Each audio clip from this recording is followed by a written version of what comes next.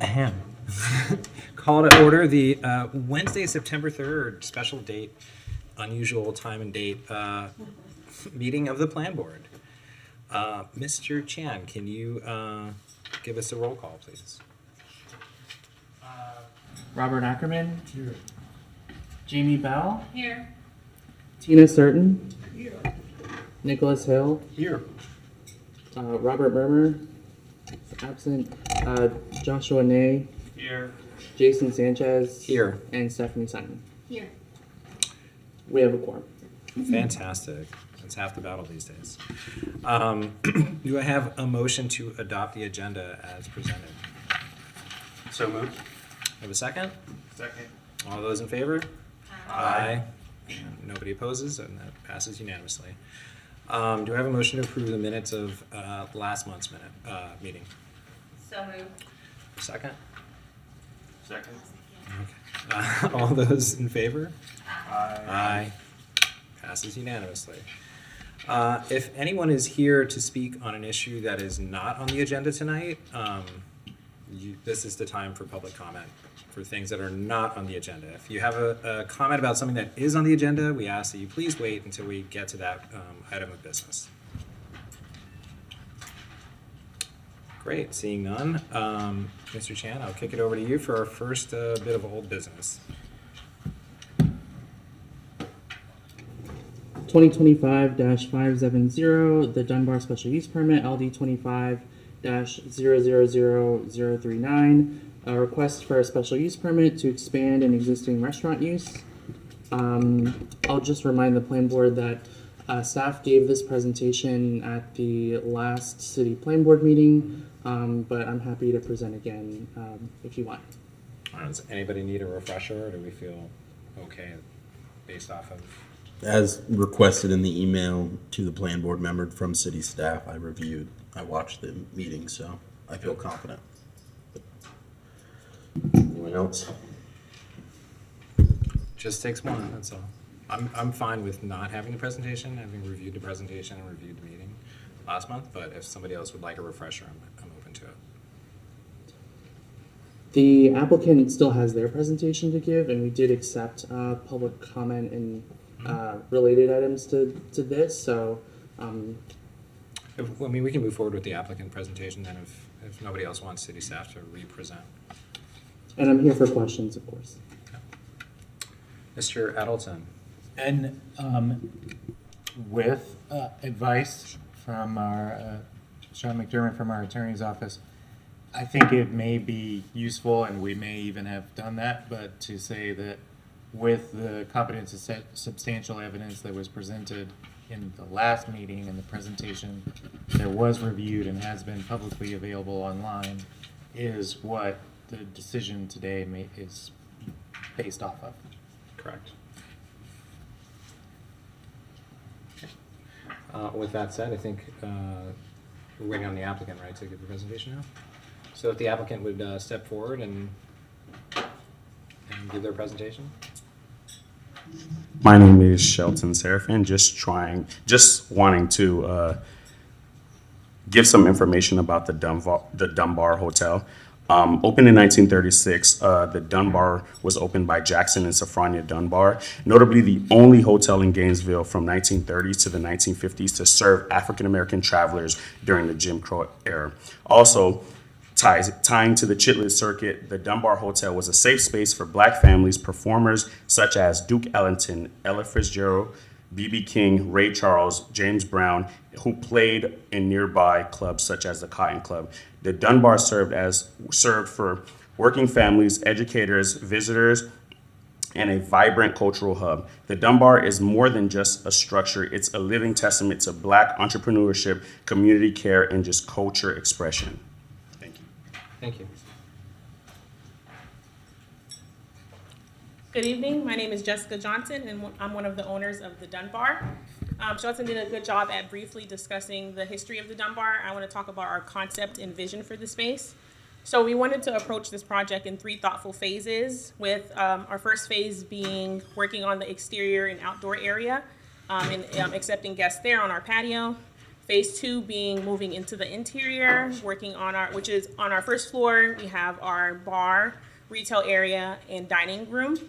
And then phase 3, which will come much later on, will be to restore the rooms upstairs because it originally was a boutique hotel. And right now with our primary phases being phase 1 and 2.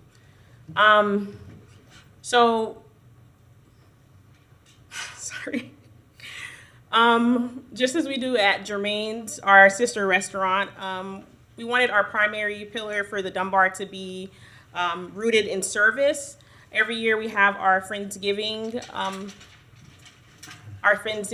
event, where we have people come from all over the community. We give out thousands of plates to the community. And that's kind of what we want to do, continue doing with the Dunbar, and just giving out more resources and getting the word out there. We've also been talking to a local law firm here in town. One of the members came up briefly last meeting and spoke. And with that, we want to have students from the East come to the Dunbar, where we give them cooking lessons, and then also giving them insights on how to run a business. So, thank you. Thank you. My name is Rodney Germain. I'm one of the Dunbar team members. As far as with the Dunbar, with food, we want to present elevated comfort food, where we're taking the not so glamour ingredient and elevate it to what we think or is presentable on a plate and stuff. So we wanted to kind of elevated the comfort food that you're used to, meatloaf or like grilled cheese sandwich, would use higher quality ingredients to make it much better and more presentable for the patron to eat. Thank you.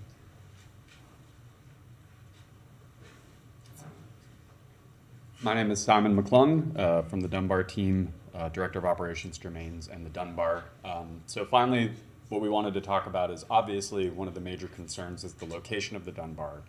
Being in a historic community, it's been an absolute blessing being a part of this process and getting to know our neighbors even better as we've gone through and been planning, just working out there every day and getting to meet people as they walk past. And hearing their concerns, one of the major ones is parking and traffic that will be associated with opening a restaurant in that space.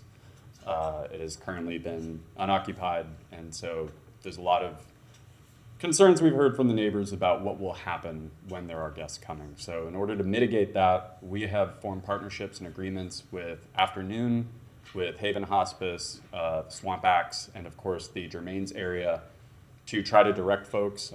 We plan on having informational placards within the space that are going to explain to our guests, and of course we'll have our staff trained to do this as well, that part of the history of the building is its location, and to please respect our neighbors and do the best that we can. Of course, that's city parking. There's nothing that we can do to prevent people from utilizing it, but we want to educate and make sure that we're doing our part to help keep the neighborhood the way that the residents have grown to love it. With that being said, I believe that addresses all of the issues we wanted to bring up today.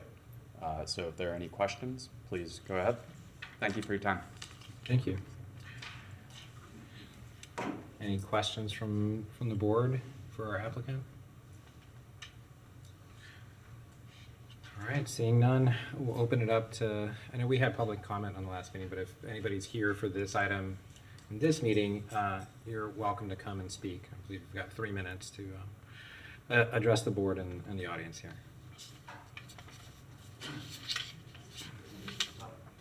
And I just asked you, please just state your name for the record. My name is Matt Lutz. I'm actually the owner of the property that the Dunbar is on. My partner, Greg Stetz, and I bought the property when we found out that it was going to be potentially turned into a halfway house, and we've done a lot in that community to try and bring everything up around there. I just wanted to speak in support of these guys. They've done amazing things, giving back to the community, doing like the Friendsgiving, like they said. I've seen them do backpack drives for kids. They just help support all the local businesses that are around them. They've created like this community of businesses that just help support each other. And I think they do great things. And I just wanted to see more good stuff like what they do to be in that area. And so that's why I'm here trying to support them. And we're actually doing this in hopes that they will actually be able to get a loan to purchase the building from us. So it'll be back in, black ownership for the first time in God knows how many years. And so that's really like why we did all this. So thank you for your time. Great, thank you.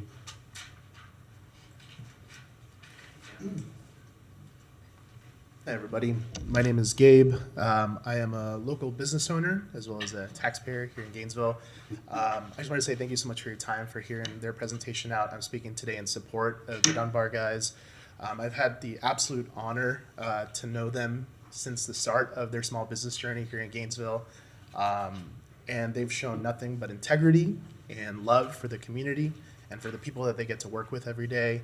And it would do the city so much good to have a business like this within our city limits, and I can tell you that it would be something that you would see the effects of it exponentially. And so, thank you so much for your time, Neil.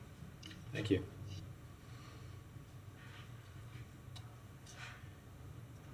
Any other members of the public here want to speak on this particular issue? All right, seeing none, we'll bring it back to the board for discussion or a motion, possibly even a vote.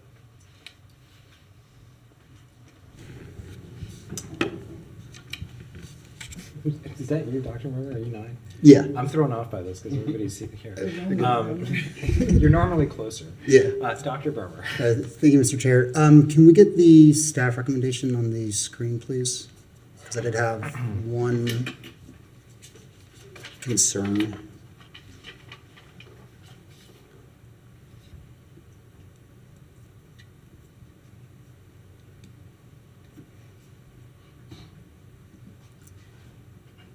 The one with the conditions. So this had to do with I think it's the one after this, right? So you've got the criteria, and there you are. okay, so the hours, I know that Friday and Saturday, one of the conditions was that the restaurant would have to close by 11, I believe it was. Oh, yeah, it's noted up Is there. Monday to Sunday from 9 to 11 is condition 1. Okay, so what would be the condition on Friday and Saturday? It's the It's same, 11 yeah. every day. Yeah, Even Monday Friday and through Saturday? Sunday, 9 a.m. to 11 p.m. So would there not, so I'm wondering, why wouldn't they be allowed to operate later on Friday and Saturday? It's a good question for perhaps city staff.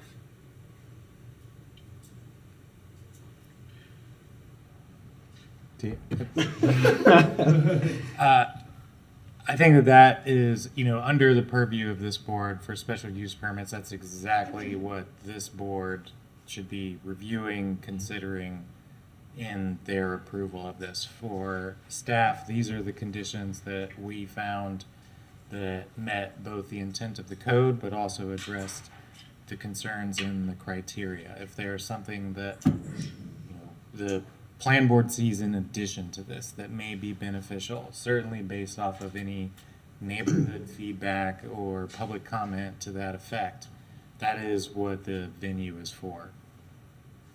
So, I think because there are some concerns from the neighbors about noise, Monday through Sunday, 11 p.m. shut-off time doesn't seem that reasonable. I think it's good to do that Sunday through Thursday, have a 9 to 11 p.m. operating hours.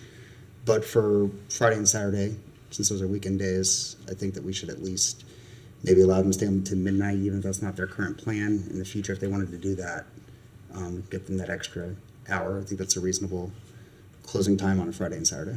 So you're saying less time Sunday through Thursday, more time open? Sunday through Saturday? Thursday, keep it the same. Keep it the same, okay. 9 a.m. to 11 p.m. Sunday through Thursday, but Friday and Saturday, 9 a.m. to midnight. Okay. Ms. Bell? Maybe we could ask the applicant if they want different hours than was listed in the first condition, only because the staff report indicates that the special use permit proposed to revise the hours of operation, which my reading of that is that that's what they asked for. So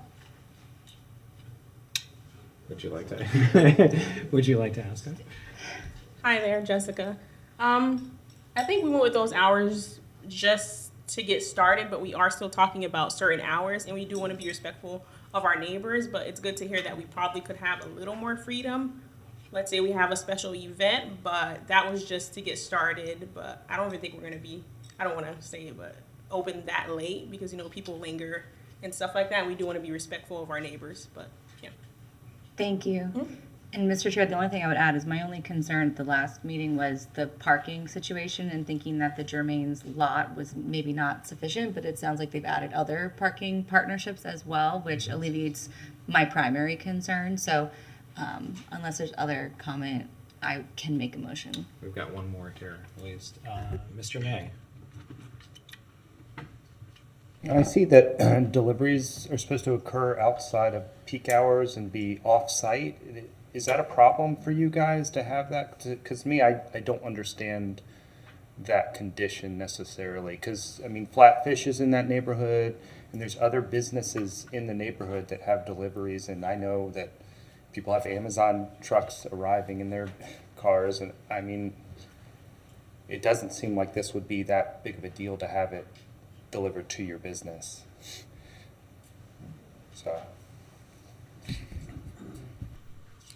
So Simon McClung, again, the idea that was proposed there was simply to, again, get the ball rolling. The particular space directly in front of the Dunbar where a food delivery truck, a larger semi-trailer that would stop, there is one parking space directly there. So if somebody were in that space and a truck were to stop, the road would be completely blocked. So understanding that deliveries can take a little bit of time, we wanted to be respectful and try to keep that up. People are trying to get to work, get to school, you know, get the kids off, things like that. We didn't want to be causing problems. So we put that in there to try to help alleviate things, be able to take deliveries over at Germain's at our other space and then port them over on our own. As long as it was during those peak hours, that's how we would operate. Otherwise, you know, trying to figure out, are there ways for us to expedite working with our suppliers is kind of how we were envisioning handling all that. Yeah, I can't speak to the amount of street space in front of Flatfish at those locations if they're completely blocking traffic. Amount of space. Okay. Fifth Avenue right there versus 4th Street. Very familiar. I have friends that live right there on 4th Street and Fifth Avenue, so Yeah. I'm in the neighborhood a lot. Yeah, again, just it's not that we want to operate with that kind of restriction. It's just a way of us showing that we have every Good intent of faith. being I a got good you. neighbor. Yeah, Yep. absolutely. Dr. Murmur. Yeah, so on that point, I read the deliveries condition as I guess I assumed that it would only apply to like McLean trucks. So those large semis, would we need to specify that? Because I don't think this would apply to like Amazon trucks or UPS. Oh, that's a good point. For Mr. Chair, but Yeah, go for it. for us, for sustainable development, this is operational. We can use this both to determine it in the planning department, whether it is, you know, by code, and then also through code enforcement if we need to. This condition gives us, as sustainable development, enough clarity to be able to operationalize what I think the board is suggesting here. Yeah, so like this would, the operationalization would be that this would apply to the semis that could. Anybody else? Well, do we have a motion on this item? I can make a motion to approve LD 25-39 special use permit with conditions based on what was presented at the last meeting and what was presented today. Is that sufficient? One question, do you want to take into effect Dr. Murmur's suggestion of later hours on Friday and Saturday, or are we sticking to what is presented here? I do not. Okay. I think that's what they asked for, so it sounds like, I don't know how it works, like changing it later, but it sounds like just getting started, that's what they wanted. So I'm on board with that as presented. Thank you for the clarity. Do we have a second? Second. All those in favor? Aye. Aye. All opposed? Okay, passes unanimously. Congratulations.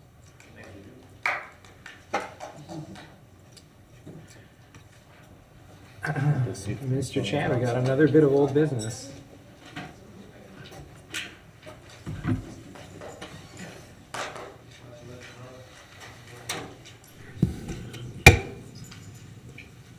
Okay, 2025-573, update to the City of Gainesville Engineering Design and Construction Manual. This is an update to the City of Gainesville Engineering Design and Construction Manual, the EDCM.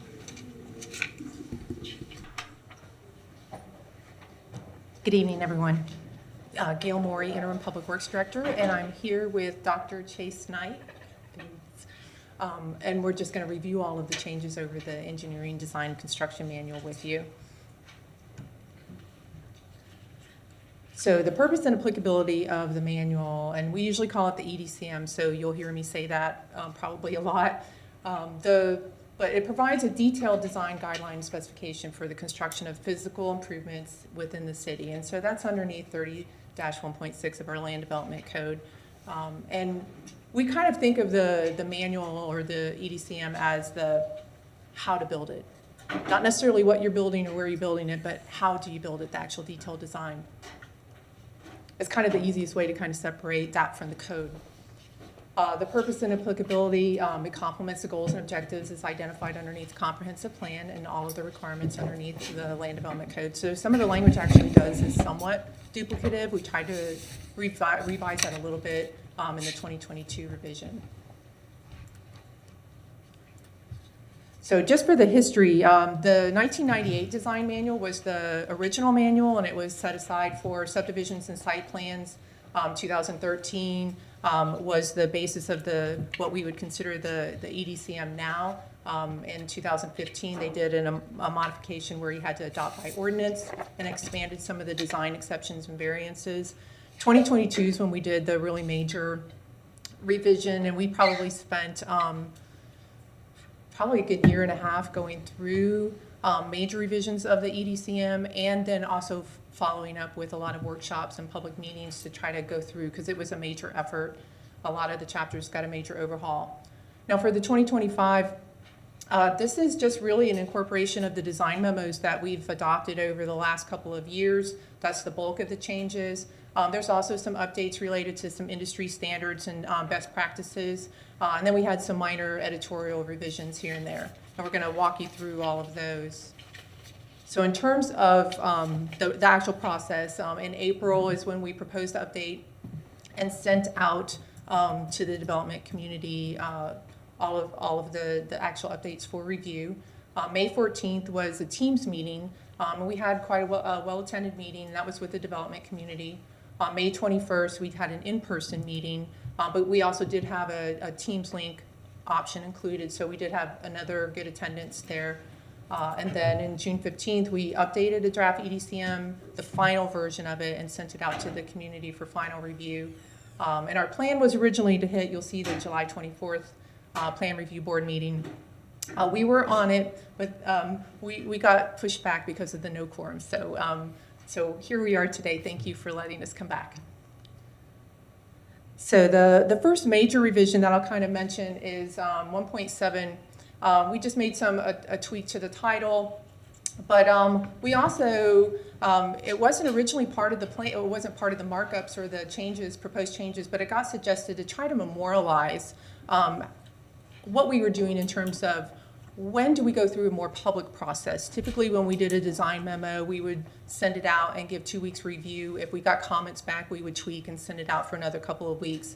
But we didn't have anything that was considered major, but there was some concern expressed about what happens if that does in the future. What if there is a change that you would need to memorialize? So it was suggested, and we liked the suggestion, was to use Land Development Code 30-3.7, the public participation, where it talked about basically if there were a 20% increase in the proposed building area or cost or something like that, then that would trigger a more in-depth public input time. So that's what we modified it to, and that's the current language that we have in there. Chapter 2, we didn't have any changes to the technical references. Chapter 3, there were some minor changes to Chapter 3. This is the stormwater chapter. So just some like really was a deleted of unnecessary word.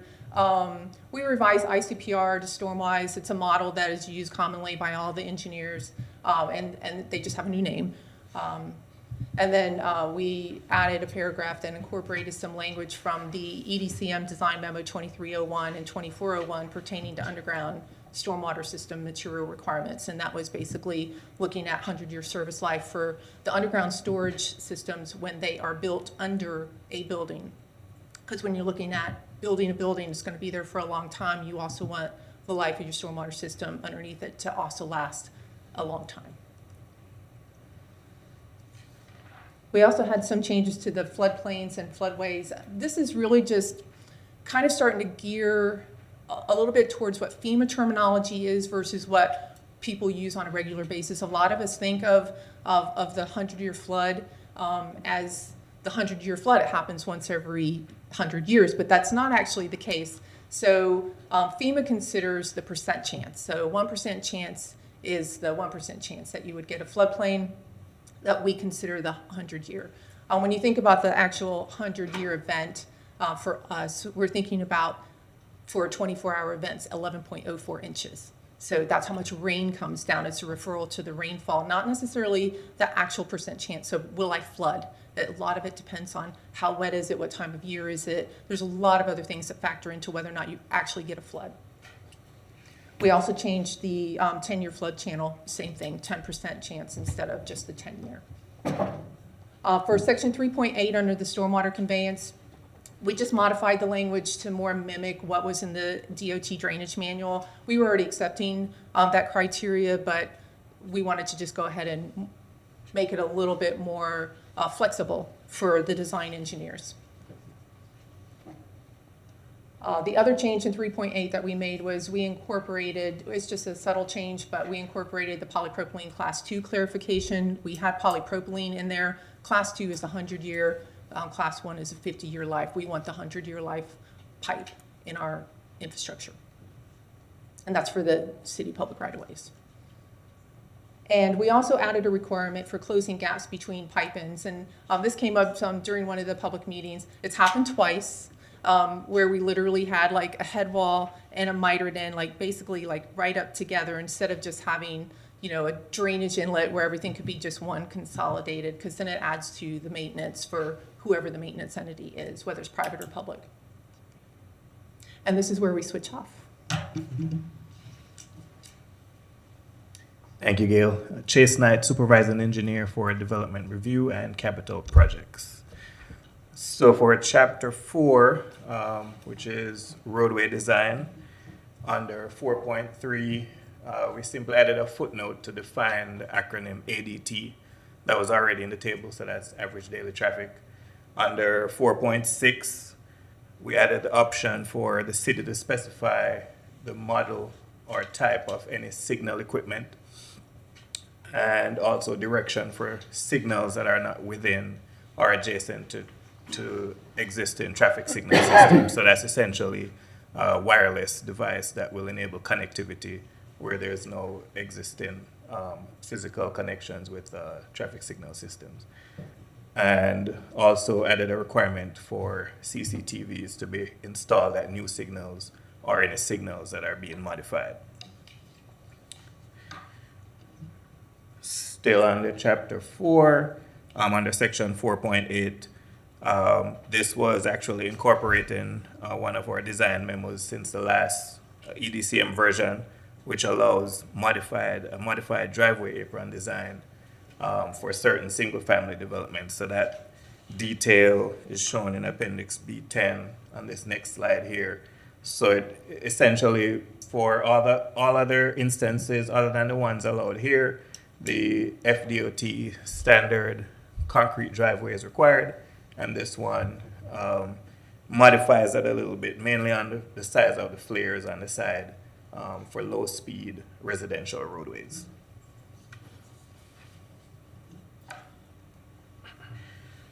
Continuing with Chapter 4, so under Section 4.9 for bicycle facilities, the paragraph specifying bicycle facility type requirements was modified to reference the existing table 4-3 which identifies the type of facility required based on the posted speed and the average daily traffic. Also clarified the terms separated and protected as meaning the same thing, where vertical elements are used to separate bicycles from motorized traffic. And there were also some editorial revisions related to defining and unifying the terms separated and protected.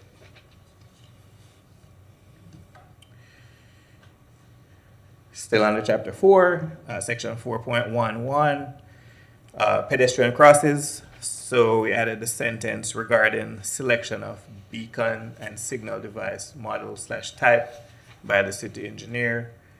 Section 4.12, curb ramps and sidewalk connections, incorporated detectable warning surface alternative requirements. And this was also implementing one of our design memos since the last version. And that references Appendix C1, a new Appendix C1, which is on the next slide. So we'll take a look at that when we get there. And also incorporated directional indicator requirements as identified in that same memo. Directional indicators being, it's similar to your ADA, the detectable warnings that you have on ADA ramps, but it provides channelized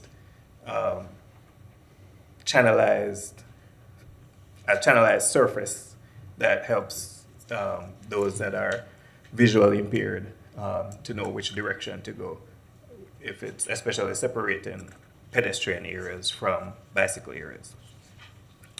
So that is for Appendix C1. It actually shows the area. So it's a map of the area where the alternative detectable warnings are allowed versus not allowed. So actually the border that you see there is where we will still require the brick detectable warnings, and anywhere outside of that area, the alternative to brick, which is a wet set tile material, which is similar to what is currently used on FDOT roadways.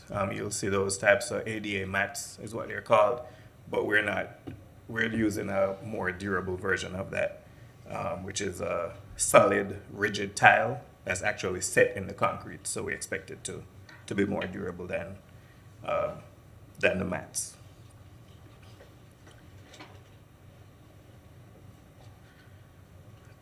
Section 4.13, signage. So we have some editorial revisions for consistency with the new paragraph that was added and consistency with the MUTCD, and incorporated the MUTCD 11th edition sign letter and requirements. So that was also identified in one of the design memos, 24-02. As well as incorporating signage requirements for stubs, which was also in one of the design memos, 23-01. That's essentially a sign that says that there was a future through street where there's a stub from a development to a future development. 4.18, utilities. We clarified parameters for open cut restoration, and also allow some flexibility based on site-specific conditions. 4.19, landscaping, added tree pit requirements for street tree planting. This was also incorporated through one of our design memos, and that references a new appendix, sheets B7 through B9. So this is sheet B7, which shows the plan view for the tree pit. B8 shows a section view. And B9, more details. So moving on to chapter 5, site design. Under 5.1, there was clarification added on the requirement for single-family and duplex driveway length. So that's that 20-foot requirement or 20-foot separation from the right-of-way line or back of sidewalk to the front of the house or garage door on driveways. 5.3, solid waste. So the title for this one is updated as shown here. So solid waste, that includes refuse, recycling, and food collection, as well as reuse and dumpster pads. So the section was modified accordingly in terms of the title, and then the Appendix C2 was added. That is a map of the least transition plan area. So the reuse ordinance requires certain developments to include least transition plan, which is essentially having an area for donation items to be safely stored for other persons to pick up for use. So this map identifies a boundary in which that will be required for new development.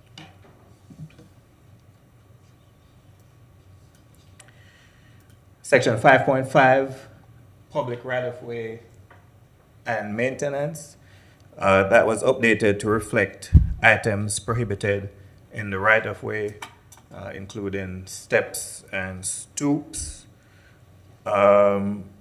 Section 5.7, multimodal interconnectivity, is a newly added section to address requirements for multimodal interconnectivity between development sites.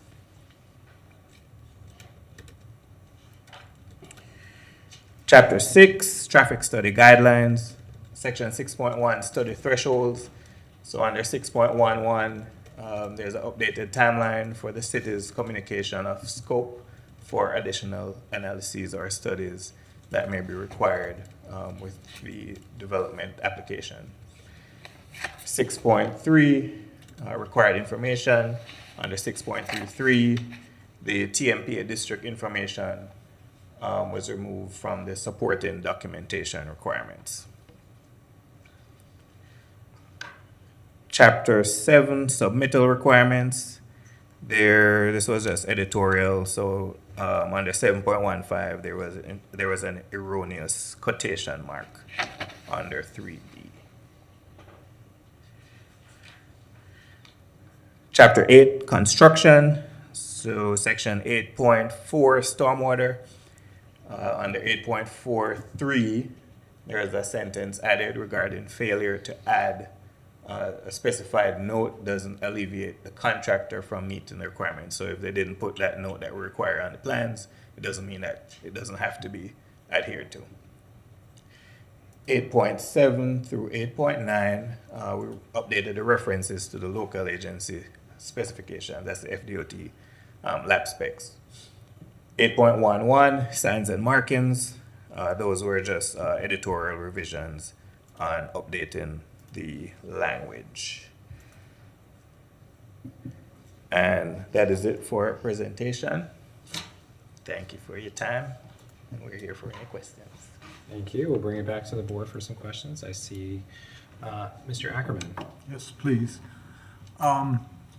Fortunately, I didn't get recognized in time to ask you to do this, but did I understand you to say that you've decided to begin submitting revisions that have a 20% increase or more to costs of construction? Yes, when we do, so every couple of years is our goal to do a massive update for the EDCM. But in the meantime, sometimes we need to do clarifications or make a decision in between that time period, and so we'll go through a design memo process. So the 20%, we were trying to decide, the discussion was minor versus major revision, and how do you decide major? And it was suggested that we maybe use the 30-3.7 language, which has public participation. It talks about 20% of an increase of building size, things like that, 20% of cost. as a kind of a tipping point for, hey, this needs to be further vetted in the public and have a longer period of time to be commented on. And that relates to my question, which is, obviously, when we add cost to construction, it increases, it sort of decreases affordability. Because you're doing that today, can we assume much of what you've shown us is going to result in a 20% increase? No, most of what we're doing today are actually edits that are already in the design manual and being applied and have been applied for several years. So I think we were just, it's not happened that we're aware of. Nobody's ever indicated that we've created a rule that's added that significant cost. But there was concern expressed about in the future, because it's not always going to be, our current team reviewing, how do you make sure that the development community have, some input in how you write a potential code or design memo requirement. I understand, that makes sense. I guess my question then is, for instance, the increased requirements for underground water storage, does that add 20% to that? No, there's no increase in water storage per se. So for stormwater, it's always about the post-development runoff cannot exceed the pre-development. And so that's what has to be controlled, the runoff rate. So you can't discharge more after you've built the building than you did before. That doesn't change. That's always been the standard. Okay, I guess I just heard you say we wanted to upgrade the underground water storage because it needed to last as long as the building. Oh, you're talking about the underground storage in terms of the 100-year of life, the service life, and that's for the materials itself that we're talking about. So when you have an underground system, and we're not talking about the underground systems that are, say, in a parking lot, where there's free access and you can go in 20, 30 years, you can resurface the parking lot, rehab the underground system. We're talking about under a building. It's got to be under the parking garage. We don't allow anything underneath a livable space. So, but when you have a building, it's, anywhere from a store, you can't just go in and repair or replace the underground. So that's why the 100-year of life is for public health and safety, in the long term. I completely understand why you would want to do that. I'm trying to narrow down what the increase in cost by implementing that requirement would be. It wouldn't be that much. Some of it is already part of the systems that were being utilized. So a lot of them were using storm trap vaults, concrete vaults built into the building. ADS systems can go in, and that's also 100-year polypropylene life. There were only a couple vendors that had systems. One was a 40-year, they call it the creep factor. It only lasts for 40 years. And even by their own admission, they didn't want it used underneath a building. So nothing that we qualified in the memo was inconsistent with what our conversations with any of the vendors were and what they were using in terms of life. We just wanted to solidify this is what the expectation was. Since I've been with the city, I've been asking for this scenario for 6.5 years. So to some extent, you're just memorializing what you're doing already? Yes. Okay. We'd already memorialized that particular aspect in 2023. That is when that one went out for the design memo. So thank you. You're welcome. I appreciate Sorry it. It took me so long to get to your answer. Ms. Bell. Thank you. Kind of along with what Mr. Ackerman was saying, was what Adrian Hayes Santos sent added to the record in any way? Was that sent to everyone? That wasn't just sent to me, was it? There was an email from Adrian Hayes Santos with the Gainesville Urban Policy Institute where he went through a lot of the EDCM and identified additional areas in which they were recommending changes related to affordability and cost savings and things like that. And the 100+ year thing stuck out to me too, because none of these companies or materials have been around for over 100 years. And while what you're saying is obviously that the ones that have been used and approved state that they have 100-year design service lives, or they're tied into the building itself, it does feel a little excessive to state that directly in the manual. And then how are contractors going to verify that? Like, are they going to have to submit like something from the manufacturer that specifically states the 100+ years? And is that backed up by anything? Yeah, so a couple things. So we're talking about specific instances where the 100-year life is required. So any pipe conveyance that's in a city right-of-way requires 100-year life, and because it's our right-of-way and that's what we need for level of service. If it's on a private site, say in the parking lot, you can have a lesser pipe, and people do put in lesser pipes that are not 100-year service life. So we're really just talking about an underground system that's under building, or a pipeline, a pipe system that is in city right-of-way. Those are the two scenarios. So, and based on our conversations with all of the vendors who provide underground systems that go under a building, they're all designing to 100-year. For 100-year life with the pipe materials that they use. Okay. That was my primary question. Thank you, Mr. Chair. Ms. Sutton. Yeah, I just wanted to clarify a little bit about that area of the code too, because in reading it, and I may not have the latest, I'm having a hard time with getting online and pulling it up from the backup, but that I had printed this prior to the last meeting, so I think it's the latest. It is. The way that it's worded says that, basically the underground stormwater management facilities are permissible within the zone of influence of public infrastructure, building structures, or facility emergency access routes only when the following criteria are met. That's where it includes the 100-year design service life. So that exceeds just under buildings. I mean, we're talking about if you have a stabilized access for a fire truck between, small units. I mean, I'm thinking of like the thing that we're doing in Finley Woods where it's cottages, it's kind of multifamily, but there's some sometimes in those cottage neighborhoods you have stabilized access between the units. Sidewalks could be, even if they're on the private property, could be considered within the zone of influence of public infrastructure.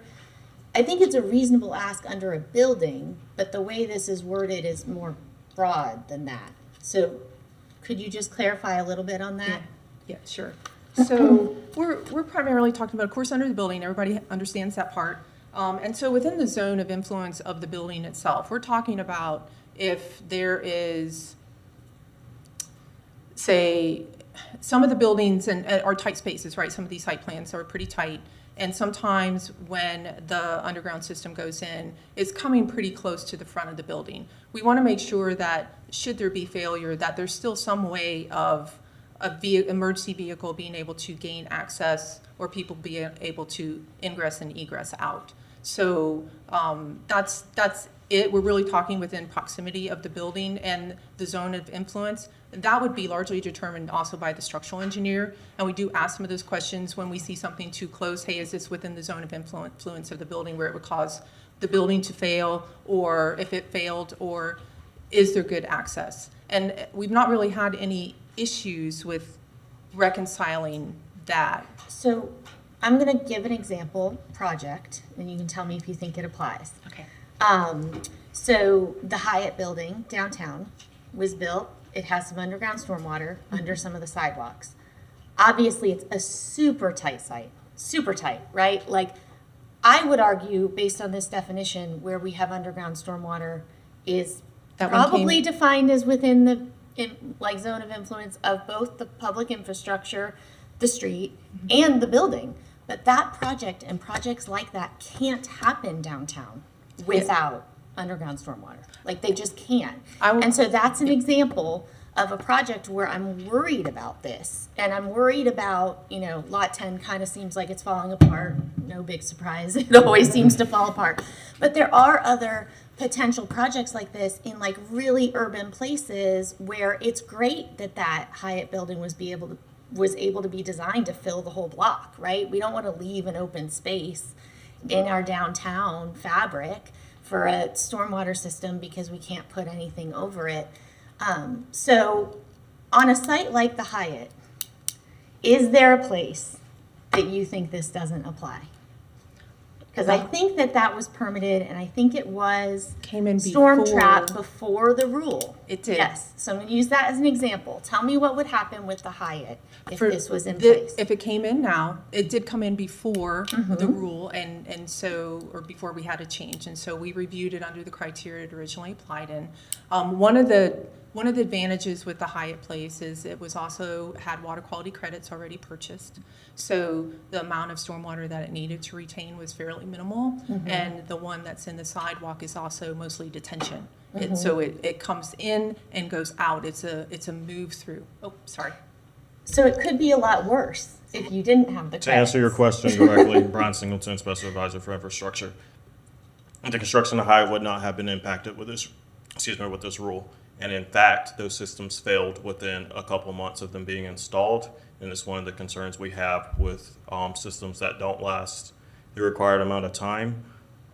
We have situations where applicants no longer have funding once they go over to a maintenance entity, and then they're looking at the public to address these items such as these.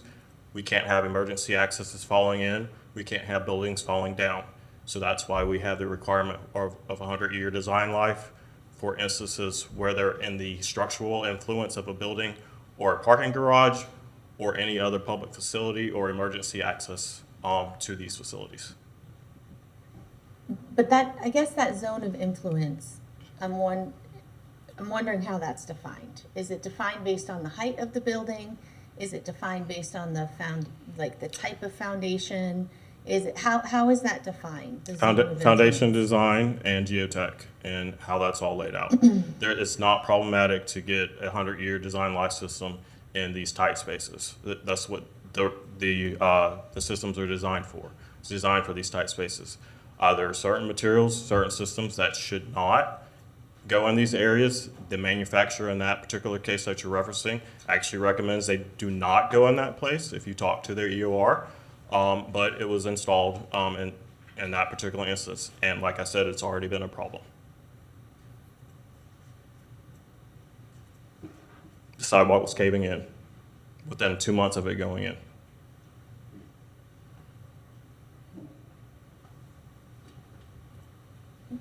That could, there's a number of reasons that could cause that. But I think I'm worried about the potential for downtown redevelopment and the impact that this might have. This will not impact downtown redevelopment. There are plenty of systems out there that can go in these tight spaces. There have not been any issues with applicants and engineers coming up with systems that work in these instances. There are multiple systems out there that work and that they're very cost effective. It's all about public health, welfare, and safety.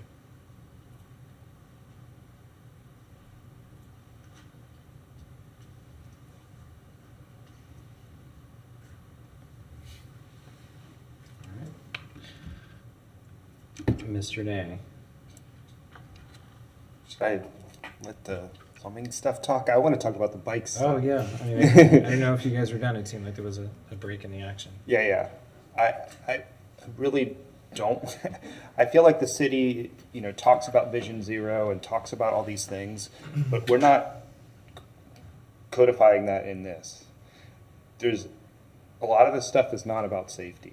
When I'm reading some of the stuff about 25 miles an hour, not, sharrows, I would love us to use the NATCO standards. I spoke about this the other day when you guys made the Northeast 9th Street recommendations. And I have lots of comments that I want. I don't know. I don't know how to. Do you want to give a few of them right now? Right. Yeah. I mean, first of all, I would like us to use those NATCO standards as much as possible. So I just want to qualify, Vision Zero is out of the transportation department. And so that is part of the what are we building and where, not necessarily the how. And so, you know, we're some of that needs to probably go into code, and we've had some preliminary discussions with transportation. I am also not familiar with NATCO. We're using other sources for the engineering design primarily. So that's just, I think, for us, a further discussion. We're just trying to move along the updates that we are just trying to memorialize that we're already into design, and then some minor changes. But I know, but we're already designing streets and stuff using standards that aren't good. Okay, like I bike Gainesville. I bike about 3,000 miles a year, all over the place. And now I'm a confident cyclist, and so I feel kind of comfortable biking everywhere. But my 14-year-olds, we're designing streets that I don't feel comfortable. We should be designing for all ages and abilities. And if we're not using that as a standard, like, I don't know what we're doing. I mean, we're just sort of like tiptoeing around it, that they can use it, or the city engineer's discretion. I don't want that stuff in there. I want us to have very good standards, because we know that this is the stuff that leads to Vision Zero. When we design appropriately and engineer our streets appropriately, then we see fewer deaths. Again, Vision Zero is they're under a different department, and they are part of the process, but underneath their code. And I guess all we're saying is that it's might be more applicable to have a discussion about the code and where does it live in the code. This is not necessarily that. But this is bicycle facilities. We're designing the bicycle facilities, right? And the transportation facilities of the, you know. So in the, I believe it's chapter 2, it lists a list of guides that we look at when we're working on those facilities. It's a particular section of the bike facilities does reference the NATCO design guide. Also, when we did the last iteration in 2023, we worked with the commission on revising that section to align with the document about all ages and abilities. So, to my knowledge, and again, I haven't seen if there is a new ages and ability document that came out, but the current document, the prior version, did align with that. I know there's been a new design guide that's come out. I have not read it yet. City has not purchased it yet. If that is something that we want to roll into the manual, it would have to be researched by staff to make sure it aligns with the regulations in the state of Florida. Sometimes when I read some of the stuff from NATCO, it does not always align with principles. For example, there's one document they published that says sidewalks should be as close to the street as possible instead of offset close to the right-of-way line. So there are things that are concerning in what they publish. So I would want to research that in detail before codifying it verbatim. Again, it's a design guide. So when we talk about guides, we always have to be conscious about trying to adopt them verbatim. Yeah, but I've seen like the North Main redesign. I mean, we have the stuff that we were supposedly going to do, and then there's nothing protected, there's nothing happen. You know, it's not designed in a good way. North Main? North of 39th Avenue. There's no protection there. That's a 45-mile-an-hour road? Yes. So Right. the pavement width was very limited there. It was very difficult to even get a bike lane, in-street bike lane in there. The city could have gone through a full reconstruction and, you narrowed the road. It was 4 lanes at certain portion. There was space. North Main, north of 39th. Right. There. I'm pretty sure it was 4th lanes. You mean between 23rd and 39th? No, north of 39th to 53rd. It was 4 lanes at one point, yes.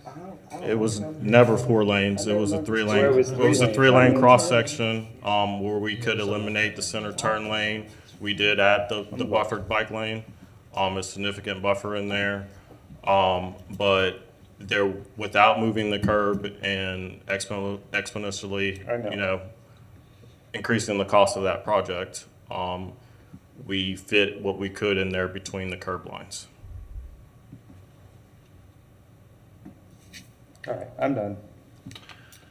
Dr. Murmur. Thank you, Mr. Chair. So there's something I must have missed in the backup, and I want some clarification on this. You had mentioned 3 design memos and that they're already being enforced. You had said that, in answering Member Ackerman's question, none of the updates that you're asking us to recommend to the City Commission today would increase costs because they're already being enforced. Did I hear that right?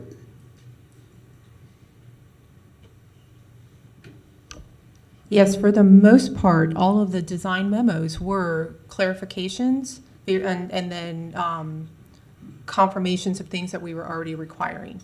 So the underground storage requests, things like, you know, aside from the 100-year life, one of the things that we had been asking for already was like for the structural engineer of the building to sign and seal a statement saying that they recognize that they were designing the foundation in saturated conditions because there was an underground system. We'd already been asking for that. That was part of the design memo request, is to solidify it so anyone who was reading the manual would know that was an expectation. Okay, so what about the 100-year life requirement for stormwater pipes? That's already being enforced? We didn't, it was the after the 2022, it was kind of what Brian was mentioning about some of the failures that we were seeing, some of the problems. That's what moved us into we have to be a little bit more specific about what systems are we using? Are they designed for this? Does the vendor know? That kind of thing. But you've already put that in a design memo, and that's already And that was in a design memo. and it's already being enforced. Everything that you're asking. Yes, that you're has asking, been so for a while. with the Yeah. stormwater stuff today, the pipe 100-year Yes. lifespan requirement, the materials prescriptions, those are already being enforced, and you're asking for like a ratification. Well, we're just incorporating it into the Okay. actual EDCM. It came in 2023, and then, so it's been applied since 2023. All right. But we can still recommend changes, right? Because I guess my concern is if there's a list of materials that builders must select from in building these pipes, or when constructing these pipes, would that not, if there's a new innovation, if there's some new material that comes out that might be more cost effective with just as much integrity, does that now preclude them from using that new design? Like, wouldn't a better way to get at this problem, if there's a problem with stormwater pipe failures, wouldn't a better solution be to list materials that we know don't work and prohibit those? Well, we're pretty specific about the 100-year materials, and those are DOT classified and classifications. Chase is the materials expert, so he can speak more to that, but it's a performance spec. So does the material last 100 years? That's really what it boils down to. So if something new or innovative comes on the market, then it can be used. But it's essentially, what we're talking about is concrete and polypropylene is what we know today meets that performance spec. So something new comes on the market, this may have to go through another update, or would that have to be a design memo?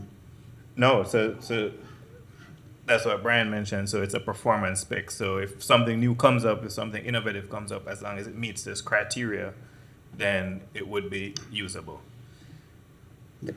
And to answer your question on listing products or materials that are not allowed, that also inhibits innovation. So in some cases, there might be, some kind of innovation to a type of material that allows it to be used. So we don't want to limit that, and we also don't want to, when you write specifications, you typically don't want to single out any type of material to either give advantage or disadvantage to any particular manufacturer of that type of system. Thank you. Ms. Bell. I'm sorry we're harping on this one single line in the entire manual that you updated. Maybe it would help people wrap their brain around it is, could you provide an example of the cost difference between something that has like a 50-year design life versus 100? Like I'm sitting here wondering, like, does concrete really have a 100+ year design service life? I mean, I've seen plenty of crumbled like culvert pipes and things like that, and this is under a building, and I get there's different blends and stuff, and it's a performance spec, but maybe like, can you quantify a cost difference number to help some folks, to help it settle better? So I personally won't be able to do that off the top of my head right now. But to answer your question on the materials, so there are, and FDOT has rigorous testing programs and models and analyses that are able to quantify the service life of these materials. So they actually have drainage design guides and drainage manuals that have lists of the materials that meet their criteria for 50-year versus 100-year service life. Does DOT require a 100-year service life for their It depends on where the infrastructure is. So they allow 50 and 100. 100 is required, similar to what we're having here under critical infrastructure. So if it's going under a highway, it has to be 100-year. If it's off the side somewhere that's not critical, then you're just simplifying it, but it could be allowed there. Okay. I just thought it might help if we could put a dollar figure to it, because it sounds like we're kind of stuck on that 20% increase in cost question. And like, I know when I've worked on grant applications and done cost benefit analyses, they often don't accept anything over 50 years when they're looking at like the lifetime of a product. And again, I think it's hard for some people to wrap their head around something lasting 100 years because none of us will be here, and nothing's been physically tested for that long. And I know it's modeled, but I think that's why it's like, that's a big number and is the hardest part for kind of folks to swallow. Otherwise, I'm down with the rest of the changes. So that one's just challenging to really like put it in writing like that. That's all. Yeah, I think my comment and question kind of builds on that a little bit. Could you give us, you just mentioned DOT, but can you give us any other examples of cities, counties, water management districts that have this requirement, or is it this novel to the city of Gainesville, this 100-year requirement? Because I haven't seen it anywhere else personally, but I haven't put a pipe under a highway lately either. We haven't done a project like that in recent memory. So maybe there is this DOT standard that like applies in very specific cases. I haven't seen another standard like this, so maybe you all have an example of where you got this from. Well, 100-year service life, so I worked in Marion County for 15 years. It was a 100-year service life. Any of the pipe material in the roadway infrastructure, they didn't have underground storage systems because they have large area tracks, so they were usually mostly dry retention ponds. Alachua County. I'm trying to think if we've done underground systems in Marion County. I mean, I haven't seen, we do projects in Marion County and the city of Ocala, and I haven't seen this type of requirement and having people sign off on things for underground systems. Well, and just also, the stormwater team go to regularly the Florida Stormwater Association. So we, over the last couple of years, have actually had multiple conversations with them about underground systems and what people are not allowing. Everybody that we talk to, especially the coastal counties, are all on the 100-year track, and a lot of that's because of saltwater intrusion kind of concerns. City of Tallahassee doesn't allow any underground systems under a building, period. So everybody in general is a 100-year level of service life for their pipe material. So we didn't have any differences with the folks who at least participate in the Florida Stormwater Association. Okay, but pipe material in the underground systems is different. And No, well, some of them, but everyone we talk to is the same for underground systems. They all require the same level that we were requiring, or they weren't allowing them at all. one or the other. It was that extreme.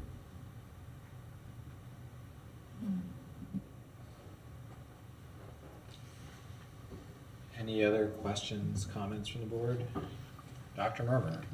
Thank you, Mr. Chair. No more questions. I just want to sort of throw out where I'm sort of standing right now. I'm not opposed to, I feel like if we approve the recommended updates, and the city commission approved them, it would increase costs. I don't really buy the argument that this is not going to increase costs on builders or even on the city.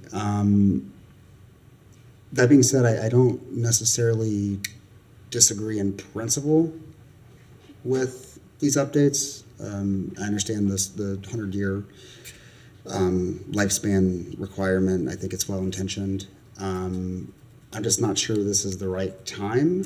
I mean, we are looking at looks like we're heading into a recession, a moderate recession, and with tariffs and everything, materials costs have skyrocketed. I think that I would like to see us press pause on this and see where we are in quite some time, see where the economy is, what materials are costing before we recommend moving forward with anything. Sure. Ms. Bell? For what it's worth, so I'm an engineer, member Sutton's an engineer, and I've been Googling the pipes I've recently put in, and I think the problem is that it's just not emphasized in any of the other regulations anywhere. The 100-year service life is rarely codified in rules, and so that's what I think is we're getting stuck on. If you just the materials that you've listed, reinforced concrete, polypropylene, etc., even fusible PVC, they all apparently have over 100-year service lives, and I just don't use that metric, I guess. And so it's just, I think, shocking to see and accept that it doesn't. But I mean, these are established pipe materials that really are very standard. The Buy America stuff is a lot worse for affordability and accessibility than these requirements would be. So I'm becoming more and more fine with it. It's just I just haven't seen, Member Sutton said, I haven't seen it codified anywhere in any of the water management districts, stormwater manuals, or in any of the other agency rule books. I don't use DOT, the Green Book or anything much, but otherwise, I think we're just struggling with the fact that maybe this is a novel Gainesville thing. And did any of the developers push back on that, or were they all pretty much fine with it? Because this went out to developers twice, right? Yes, we've been implementing. Even if this doesn't pass, I'll just say it's already in a design memo we're already implementing. Yeah. And we have been for over 2 years. Yeah, and some of these things more than that. Mm-hmm. So I guess the question then is, have any developers since that design memo was approved, said anything to push back against this particular line item, or have there been no issues? No, we had questions about what vendors were using or could offer that, and we had already talked to all the vendors. So we relayed who those vendors were, and all of the vendors are either for or not allowing their products to be used under a building. Mm-hmm. So we were very clear about who those folks were. So there are options out there, viable options, and even building a vault system where you don't even have to have a stormwater system that's just built as a vault in the building is one of the primary options that a lot of folks have been going to. Okay, and so once you were able to provide guidance onto which vendors can meet these criteria, you did not get any pushback from the development community? No, everybody's been providing the designs. We work with the vendors regularly if there's a question. Okay. It's part of the requirement is that they provide their manufacturer specs so that the vendor also is aware that they're being used under a building, because some of the vendors do not want that. Mm-hmm. So it has been a fairly cooperative process. Okay. And I guess last question, just kind of speaking to some of the other comments, is there any mechanism built in for someone to request a variance from what's explicitly listed here if they can provide additional documentation stating it meets the intent, or because with BABA, if it's more than 25% cost increase, you can get a variance, for example. Is there any kind of variance built into our engineering design manual, or? Well, we have a design variation process just in chapter 1. Okay. So worst case scenario, someone could go through like a variance request process to, not necessarily for, I mean, I fully understand wanting to have materials under buildings that will definitely last and not have the issues that we've had so far, but more of trying to assuage concerns that if there really was pushback about like, oh, we just can't afford this project anymore because of this issue, there's a. So the amount matters though. So I mean, when is a builder eligible for a variance? Is it 25%? Oh, that's just the number I use from the Build America, Buy America Act. That's a federal level thing, but I don't. I think the number they're. How does the variance? How does it The work? 20% rule was really more towards if we were changing a standard or requirement in the EDCM, it was more applicable to, that's what the 20% was geared towards, not individual sites. It's geared towards what change are we making in the EDCM, and is it going to cost an additional 20%? That's what the 20% was, that particular memorialization is about, not individual sites. Now, individual sites can always come in and talk about a variance, and we can work with them. It's been, we haven't had any specific to that. Yeah, and What does that look like? I just want to add to when I think the discussion is hinging on affordability right now, and I'm also on the Affordable Housing Advisory Committee, and all of the developments that have come through us in the last 7 years, none of them have been an infill development that would require an underground stormwater management system. And so with regard to the affordable projects, at least I've seen in my tenure as the chair of that committee, this hasn't been relevant for what that's worth. Like, it wasn't a hotel project downtown. It wasn't anything like that. All of the affordable developments going after the funding that we're offering or helping to, support them for at the state level, none of them have required complex underground stormwater management because they're not infill in these super tight areas. So I think this would be applied in limited cases, and those cases are likely not affordable housing situations, in my experience. Yeah, the bulk of what we're talking about here that occurs is in a large multi-story apartment complex or like the Hyatt or some other multi-story building. It's not happening on the other smaller type developments. So these are usually putting systems out in a parking lot area, and they're easily able to look at other options that might be less. We do want more affordable housing and more urban infill, and I could imagine that those two things will dovetail at some point, even if the AHAC has not seen, or if the AHAC hasn't heard a request for funding for them. But this variance process, how does that work? They just come in and talk to you guys?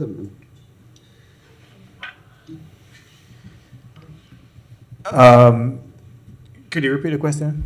How does the variance process work? So essentially, if there is a request to deviate from what the requirements are, there has to be documentation submitted with what's being requested, justification, and then any site-specific conditions or information, and that gets reviewed by our team to see if it's approvable.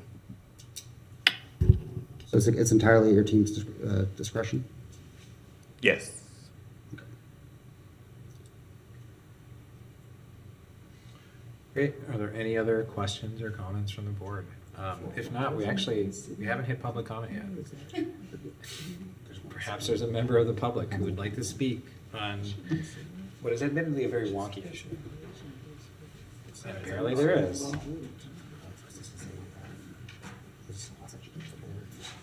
Thank you for the exhaustive clarifications. I know there was a lot of questions, so thank you for that. Good evening, Chair and members of the Plan Board. My name is Adrian Hayes Santos, and I'm here on behalf of the Gainesville Urban Policy Institute. The Institute is a nonpartisan think tank dedicated to advancing smart, collaborative, and sustainable urban policy in Gainesville and the broader region.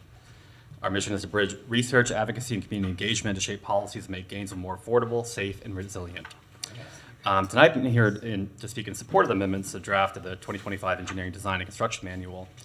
This update is important, but as written, some of the proposed changes introduce costs and complexities that don't deliver proportional public benefit. There are also things currently in the manual that I think their costs outweigh the benefits that the public gets from it as well. They duplicate some state and regional requirements, mandate some unnecessary testing, and restrict engineering flexibility. I think talking about the 100-year life of the underground systems, we're mandating the kind of engineering record on that stormwater, but we don't ask a structural engineer to mandate or to say that this building is going to last 100 years or it's going to last 50 years. I think that looking at kind of that, a lot of buildings get built and they're only going to be there for 40 or 50 years. Sometimes buildings are built for 100 years, but a 100-year building is a much more expensive building to build than a 40 or 50-year building. These provisions add thousands of dollars to projects, driving up high costs and discouraging the very redevelopment Gainesville identifies as a priority. On large projects, they can probably take it, but we're seeing more and more smaller infill development, and that makes it harder. I think one of the reasons why you don't see the underground systems in coming to the affordable housing and asking money because it's too expensive. So they can't do that. So that's why they're getting pushed to the outside because of the stormwater. Not the only reason, but because stormwater cost is a huge impact in development. At the same time, the draft does not go far enough in applying modern bicycle facility standards. Gainesville has committed to Vision Zero and complete streets. Residents deserve streets that are safe and connected, designed to the national best practices. Our amendments they're proposing would adopt the NACDO Urban Bikeway Design Guide and require bicycle facilities on all roadway projects, whether built by the city or developer, if they meet certain safety standards. This ensures that every new investment in our streets contributes to safe, equitable network for all users. The amendments proposed were carefully targeted. They remove duplicate or overly rigid stormwater and utility requirements that add cost without proportional public benefit. They strengthen bicycle facility standards to reflect national best practices and focus on performance, accountability, and complete network design rather than prescriptive mandates. By adopting these proposed mandates that sent over, Gainesville can maintain a high standard for infrastructure and public safety while also creating the conditions for safer streets and encouraging the redevelopment and housing production our community urgently needs. Thank you for your time and your commitment to shaping Gainesville's future. Thank you. That was almost exactly 3 minutes. That's impressive. It's like he's done this I know. Are there other members of the public that would wish to speak on this issue? Seeing none, we'll bring it back to the board for what I presume will be more discussion and maybe even a motion. Don't be shy. You haven't been shy yet. All right. Mr. Nay. In reading over, what is this, Gainesville Urban Policy Institute, I support all the bicycle suggestions they have, because that's my jam, but I don't know if this is something that staff wants to look at and review, whether you guys have had the chance to look it over and review it, or if you want to talk about it some more. Was that a question directed to staff? That was just in general. Or is that? That was a statement. I think. And a question. It seemed like a question. That's why I wanted to make sure if you were asking a question, I want to make sure you kind of get an answer to it. I just want to make sure that it was a question. Well, I don't know if I have any support from anybody else on the board. You don't need support to ask a question. Right. Okay. We all ask questions. I just want to make sure you. I got you. Okay. So that was directed to. Which, yeah, that's what I believe. Okay. Sorry to put you on the spot. If I heard the question correctly, has staff been able to look at this and review this? And my understanding is no. I'm not sure if Public Works staff has, but from Sustainable Development, we have not. We reviewed the document this afternoon. We received it this afternoon, so we have not reviewed it in detail. I skimmed through it maybe an hour before the meeting. So we could talk if there's any interest in talking about any specifics. We can talk about it generally, but we have not reviewed it in detail. Okay, thank you. Ms. Bell. With regard to the Urban Policy Institute's suggestions, I would just ask staff to review them for the next big update to the design manual and take them under consideration. But I think we received them too late in the game for it to affect this particular item today. Yeah, we could talk about some, but I think it's all things that could be considered for the next revision and make a decision either way then. So I'd be happy to make a motion unless there's other We got a comment. couple other people that want to speak first, so I'll get to them. Thank you, though. Dr. Murmur. So I have a question about the bike standards because I like them on principle. Again, I have the same concern that I have about the the stormwater infrastructure, which is that it would increase costs in this case for developers and the city. But I'm wondering like, how much would that increase cost? Would it be de minimis? Would it be, something that's going to break the bank? Because if it's something that's reasonably, like a reasonable cost increase, especially towards the city, which has a very constrained budget right now. If it's a reasonable cost increase, it's not that concerned, but if it's a serious increase. What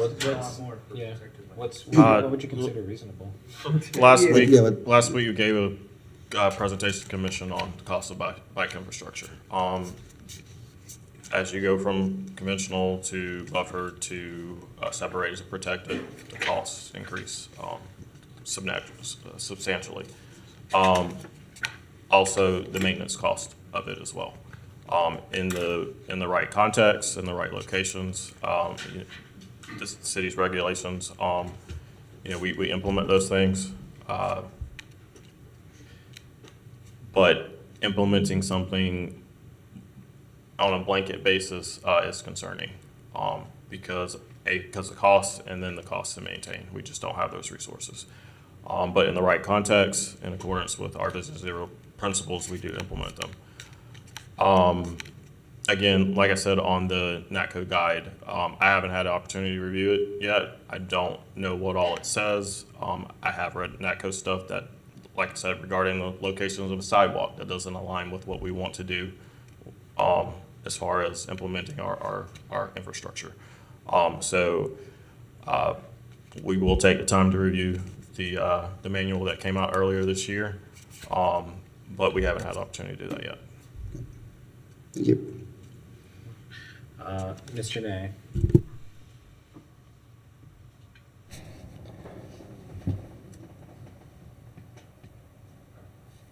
I forgot what I was going to say. Just give me a second, see if I remember it. Yeah, how often do we update the construction manual? How often does this come? The goal is to update it at least every other year. Okay, so the projects are going to get built with this guide now. So if we approve this tonight, which I know some members want to do, projects are going to get built. My thing is, I would rather us get it right now and do good bike facilities, even if they cost more, they'll save more lives. More kids hopefully will bike, more people with different abilities will be able to bike. That's my thing. I think having children sort of radicalized me. I think that kids should be able to transport themselves around the city on their own and not have to have parents as taxis. But we design cities in a way that they can't get around on their own. And that's just the truth. And when we're building conventional bike lanes, the bicycle gutters on 9th Street, my kids are not going to bike in those bike lanes right now the way they are. So, I would prefer that if we're going to do this, we're going to do this right now because it'll be 2 years and how many roads will be built in that time. So the bike section aligns with the last version of Designing for All Ages and Abilities. So I don't know if it's been updated since then. Do you have a 12-year-old? Would you bike in some of these facilities? The DATCO, All Ages and Abilities guidance, right. The table that's in the EDCM today aligns with that. Okay. What do you want changed? What do you not like about it? I mean, I don't like a lot of it. I think they need to have more protected bike lanes. They need to calm traffic. I really, I read the wonky stuff from the Gainesville Polity Institute, and I support this. I support the changes they're suggesting. That's why I asked if anybody else had read it. Although I did not bring my glasses, I had lost them, so I can't.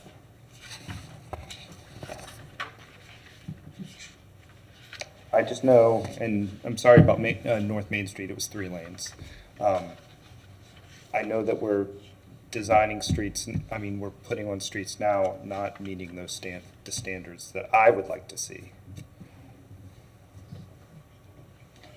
And it's gonna take 40 years to build a good bike network. This takes time. This is not something that happens today. I mean, I know that as every street gets redesigned, we want it to have updated. There's all kinds of, the county streets, I look at them, why did they had a Shero on Northwest 16th Avenue when it was built. And that was not acceptable, and I know that's not the city's fault, but this is gonna be a road we're gonna be stuck with for 40 years, 50 years until it's redesigned again. I guess I just want to clarify, and maybe this is for Member Nay, maybe if this is for Mr. Hayes Santos, but like, everyone's aware that it's if sufficient right-of-way and or pavement width exists, right? Because like a lot of roads that are under 20 miles per hour do not have sufficient right-of-way to add bike lanes and still maintain the flow of traffic. Not saying, there's nothing in here about 20. That's what he put in, you said the Urban Policy Institute table is what you were in favor of, and That's under 20 miles an hour, that's Yes. the boulevard or that's what I'm saying. buffered or Like, protected, that's not forcing that. no, I'm just clarifying that like That's under you're- 20 it's miles. The caveat in here is that these requirements will apply only if sufficient right-of-way and or pavement exists, and I think that like some of the streets that you are complaining about having insufficient facilities do not have appropriate right-of-way or pavement available to improve the facilities to the extent that you're being. I think North asked. Main did, because it was actually 3 lanes there. There was 2 lanes and a middle turn lane, and they took the middle turn lane away. And those lanes are pretty wide. Okay, so are there other, I mean, I don't know, I'm struggling to see the urgency of changing. Again, this is not gonna be updated for another 2 years. This is So a- then we're gonna do roads, and then we're gonna use these design standards to design those roads. Well, they're saying that major updates happen every 2 years, but other updates can happen intermittently through design memos, and so we could direct staff to look into just recommending additional changes to the bike one based on the updated NACTO design guide that came out that hasn't been reviewed yet. And, we could ask them to come back to us in X amount of time with just this section updated with a design memo recommendation instead of pausing the whole update. You can make whatever motion you'd like to make. I'm just suggesting to keep the process rolling because it's already been delayed due to the quorum issue and all that, while still addressing your concerns. That's all I'm throwing out there. Mr. Johnson, yeah, you've been very patient. Thank you. Hopefully this is helpful. Just offering up for a suggestion respectfully. So, of course, the board here today is looking at providing an advisory opinion to the City Commission for this design construction manual that's been presented today. The board's, of course, review or direction and advice is you might be able to suggest that there's a support for this document itself, but also with a caveat in the motions that asks staff to bring to the commission an assessment of this document. If you all feel that this document is influential enough to ask staff to look at it, the Urban Policy Institute document, and provide staff's opinion or analysis to the commission, but also to ask staff to assess the NACO standards that for the bike lanes that have been discussed and are important to you today. So I think hopefully again that's something that might be helpful to move an item forward in a way that both looks at this particular document, the EDCM, but then registers with the commission the concerns that this board has as an advisory opinion. So just my 2 cents, Mr. Chair. Thank you, Mr. Adelton. Dr. Murmur. Thank you, Mr. Chair. So I had missed that footnote on the table. This note that says, or this caveat that says if sufficient right-of-way and or pavement width exists, I think that takes care of a lot of my cost concerns, but not all of them. This proposal would apply to all new roadway construction, reconstruction, and resurfacing projects. What is, probably a really dumb question, Mr. Singleton, what is a resurfacing project and what is just like routine maintenance that if we recommend this and the city commission approves it, would not be affected? So resurfacing project is generally an overlay or you mill the road and put down new asphalt. When we talk about resurfacing, we're talking about essentially the full width of the roadway from a segment to a segment, typically under a capital project allocation, not in a situation where our in-house forces are going to repair a small area of failure. Okay, so a small repair with in-house staff typically is not a resurfacing project. So that would not trigger this proposal's requirements. In most cases, we do some resurfacing in-house, but we're talking about neighborhood streets where we're talking about 18, 20 foot of pavement.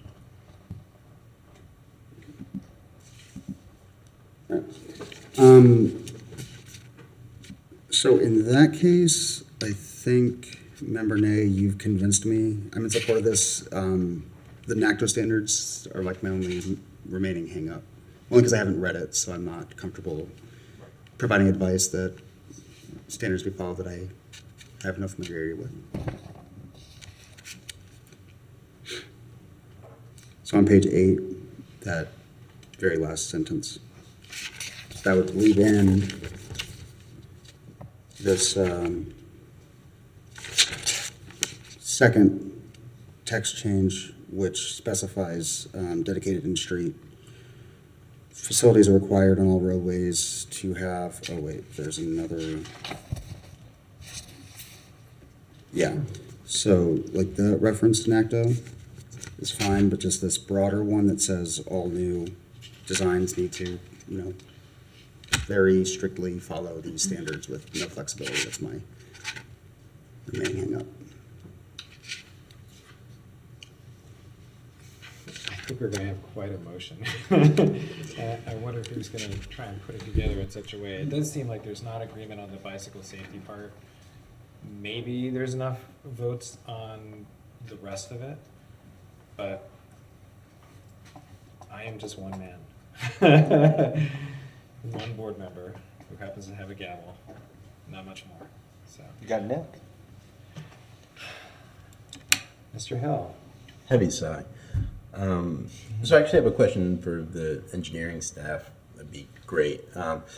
It seems to be like there's a little bit of a disconnect between the transportation planning ideation of Vision Zero and maybe what is being done here. And so I really just kind of wanted to ask you as the experts, do you feel like, is this, in your opinion, not just going by just the standards that are written out, I want to know you as like an engineer, public works professional, whatever your background is, do you feel like this is achieving Vision Zero and will set us on the right path beyond the standards that we see? Just, do you think this is the best we can do as a city? And unrelated to that is, if it's not, is this the hill to die on? Is there a better battle to be fought here that it moves beyond this? This document was reviewed by our transportation planning team. It does align with our Vision Zero principles. When it comes to implementation, sometimes our fiscal resources do not give us the opportunity to place every single element that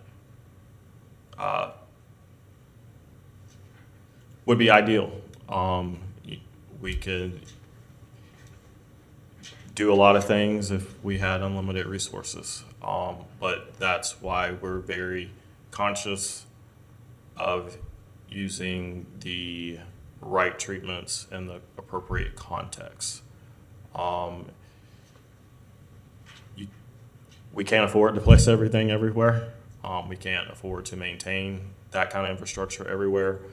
So we like to target our resources where those traffic volumes are or where those where the potential for crashes might be. So the more urban and dense and locations where there's higher bicycle volumes and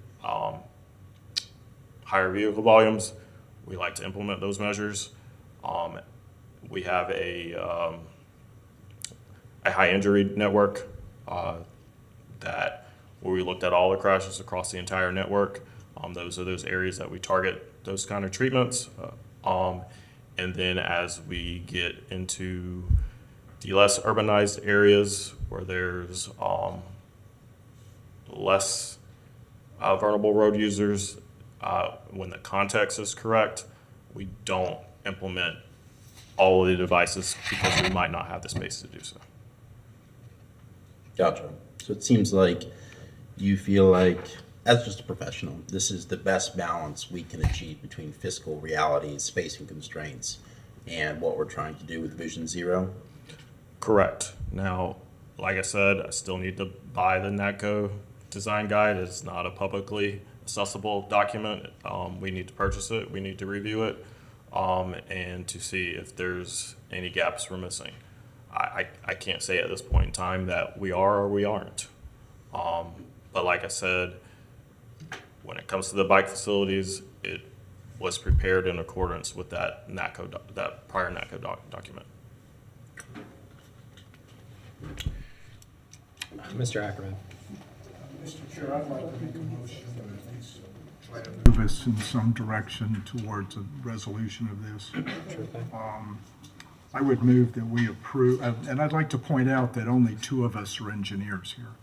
So those of us who are redesigning roads perhaps are not fully capable of doing that. Anyway, I'd like to make a motion that the City Plan Board recommend to the City Commission that we approve, what is the number of this? Say again? 2025-573. Petition 2025-573, update to the City of Gainesville Engineering Design and Construction Code Manual, and that we specifically direct staff and the City Commission to review the bicycle standards for that have been delivered by the Gainesville Urban Policy Institute. Do we have a second on that? I'll second. Second, all in favor? Aye. Aye. Aye. All opposed? Nay. Passes with 2 dissenting votes. Did you? I did. So Okay, aye. all right. Yeah, I was an aye. Thank you guys for, again, exhaustive question and answer process and for all the detailed information. Is it exhaustive or exhausting? Sometimes they're the same thing. Mr. Chan, you're up. But I'm appreciative of all the information they're giving us. We're in our right to ask them as many questions as we need to get to a place where we feel comfortable, and they did a fantastic job, I think, in terms of answering those as much as they could. Mr. Chan, you haven't spoken in a while, so now you get to speak again. Sure. This is the first item on business discussion, 2025-683, City of Gainesville RTS Eastside Transfer Station Land Use Change, LD 25-000082. The city proposes changing a 2.19 acre parcels land use from urban mixed use, UMU, to public and institutional facilities, PF, to allow a regional transit hub. This supports improved municipal operations and transit service in East Gainesville. Thank you, Mr. Chan.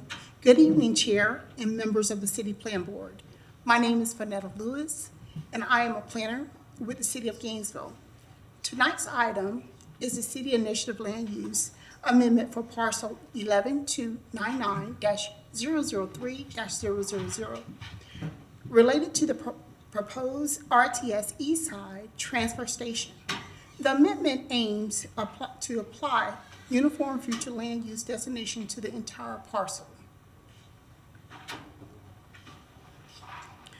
The city proposes changing the land use destination of a 2.19 acre parcel from the urban mixed use to public and institutional facilities to support the development of a regional transit hub located in a well-established East Gainesville corridor. This change aims to improve municipal operations and enhance transit connectivity. Its locations is surrounded by the following listings: educational institutions, Joseph Williams Elementary, and Abraham Lincoln Middle School serve an immediate area, underscoring the parcel's proximity of K through 8 educational resources. Health services, the UF Health Urgent Care Center, Eastside, and the Florida Department of Health and Arlotra offer criteria medical services, reinforcing the area's role in public health and support. Community and public safety. The Church of God by Faith acts as a local anchor for spiritual and community services. Fred Cone Park, a prominent recreational site, supports fitness, community events, and outdoor activity. The Alachua County Sheriff's Office, which aids to the area's safety profile through its ongoing public safety presence. Government and administration. The School Board of Alachua County operates nearby, contributing to the civic and administration functions within the area. Now, why is this important? RTS planning and implications. The parcel sits within a network of key community services, making it ideal for infrastructure investment. Redevelopment as a transit hub fits the area's character, promotes multimodal connections. The location supports services delivery in transportation, education, health, and public safety. Improved transit access benefits nearby schools, health providers, and recreational facilities. Repurposing the site aligns with the strategic goals to increase service access and strengthen the community. The City of Gainesville initiating a future land use map amendment for 2.19 acre city-owned parcel ID 1129-9-003-000 located in the East Gainesville area. The purpose of this amendment is to facilitate the development of a regional transit system, mobility hub that will serve as a key transfer station and improve access to public transportation for the surrounding community. The proposed amendment would change the future land use designation from urban mixed use to public and institutional facilities. The current land use and zoning do not permit transit-related infrastructure, which makes this change essential to the support of the construction and long-term operation of the RTS facility. The action supports the city's broader vision to expand the transit access in underserved areas, enhance municipal services delivery, and support long-term reinvestment in ethical infrastructure improvements in the East Gainesville area. Staff has reviewed the request in the context of Florida state statutes and criteria outlined in the city's comprehensive plan for evaluating land use amendments that is outlined in the staff report. This includes compatibility with surrounding land uses, environmental constraints, transportation impacts, and alignment with long-term planning objectives. Based on this review, staff finds that this petition meets the required standards and recommends approval of this land use amendment. The following slide shows the existing and proposed future land use destination. It also has the surrounding land uses to the north, south, east, and west of the subject property. The map illustrates the proposed land use. This slide confirms that the required public notice was given that a neighborhood workshop was held as part of the public engagement process.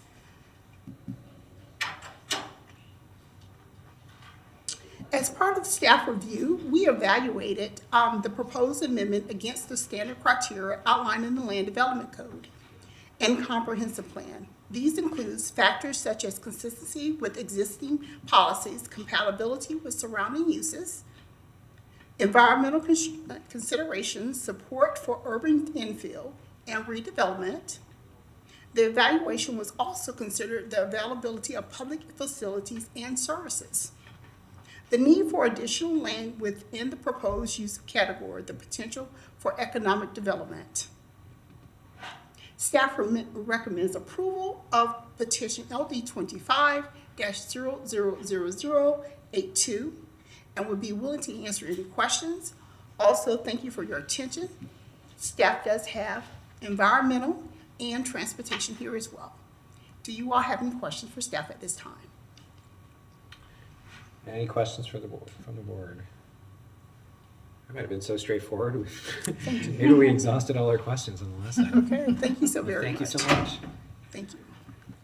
Well, I'll throw it out to any members of the public who want to speak on this particular issue. You have 3 minutes to speak if you want to. But seeing no takers, we'll bring it back to the board for discussion or motion.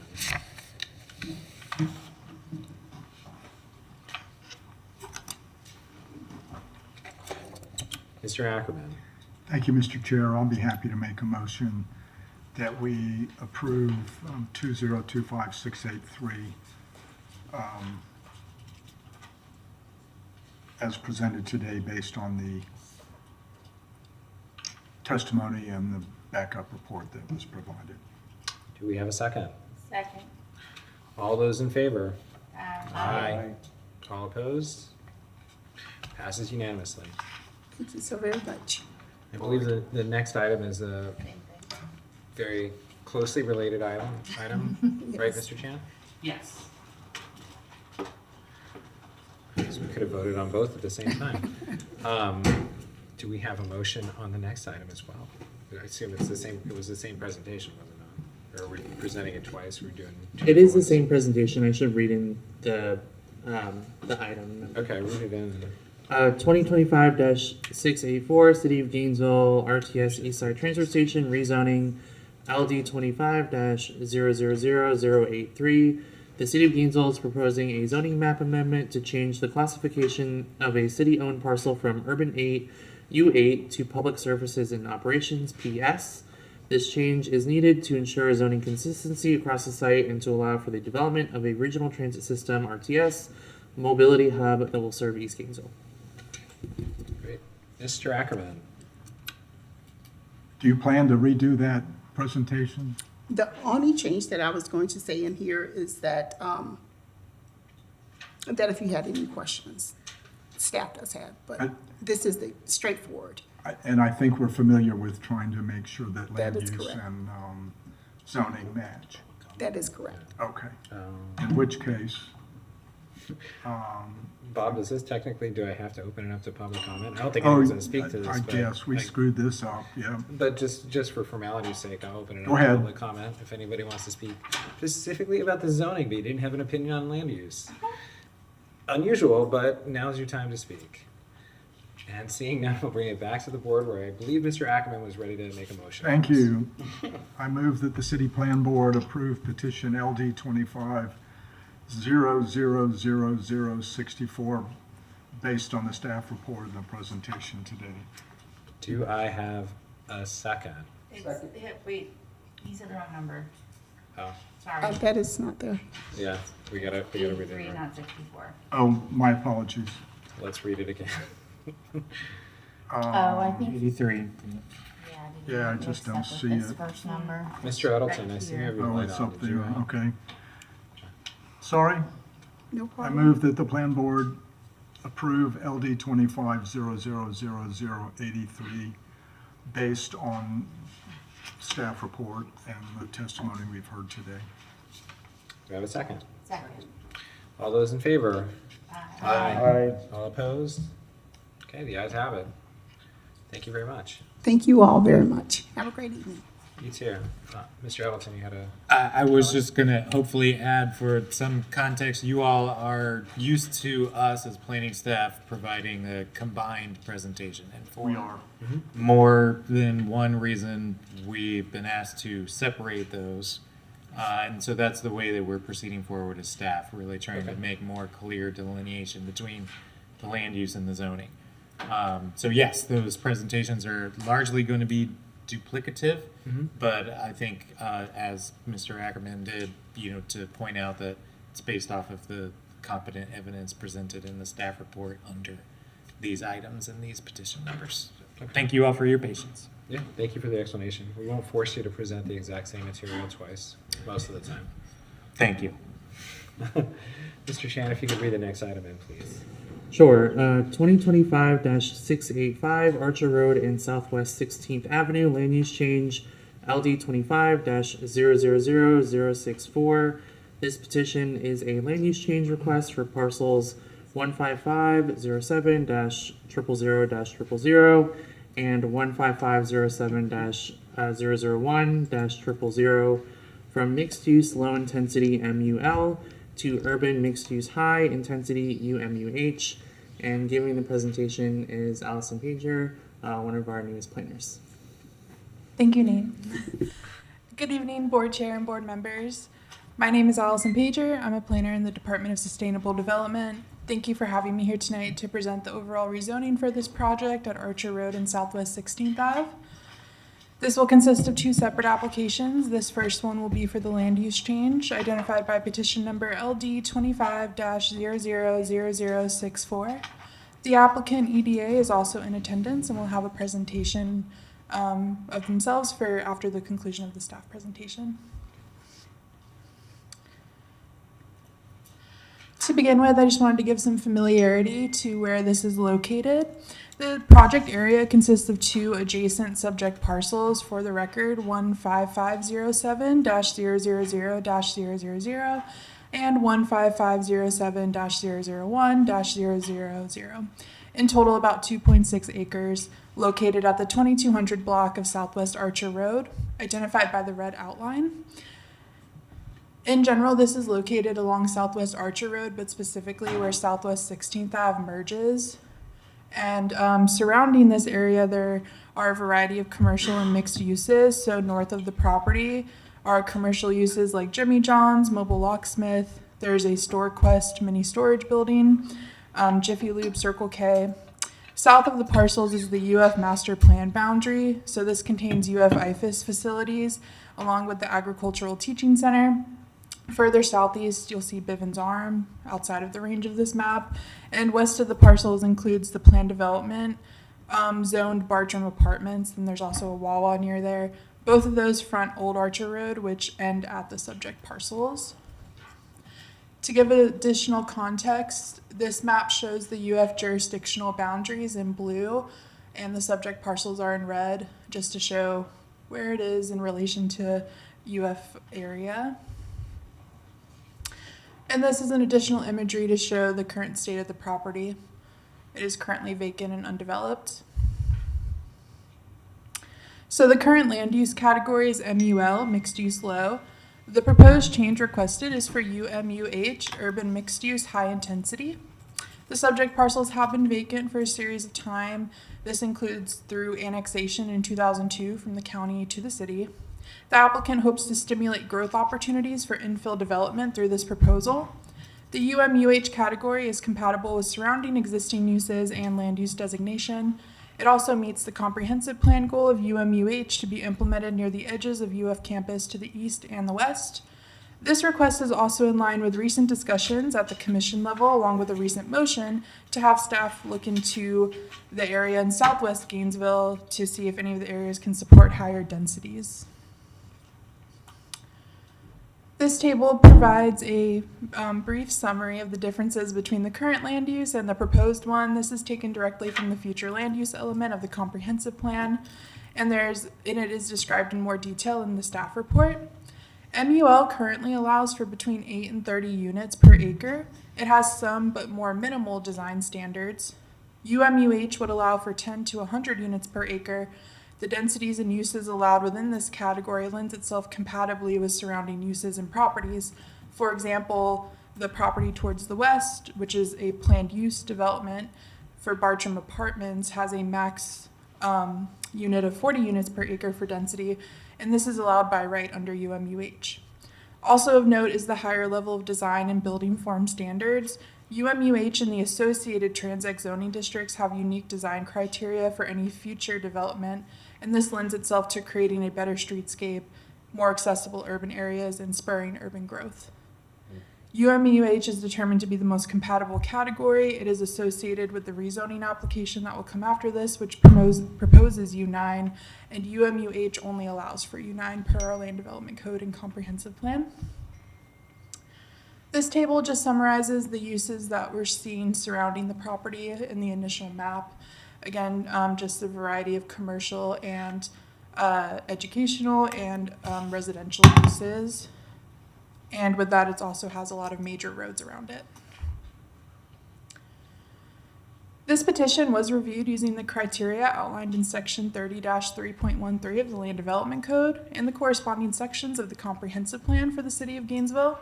The criteria mentioned here is explored more in detail in your staff report.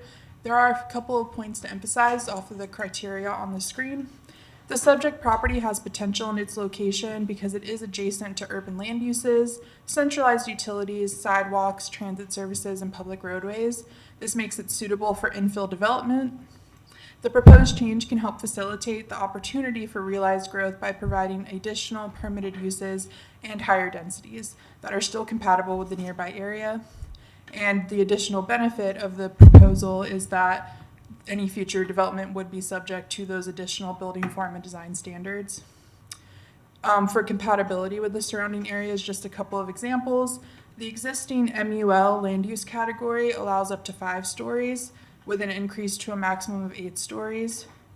The proposed UMUH category allows up to 6 stories with an increase to a maximum of 8 stories with the building height bonus system that's established in the Land Development Code.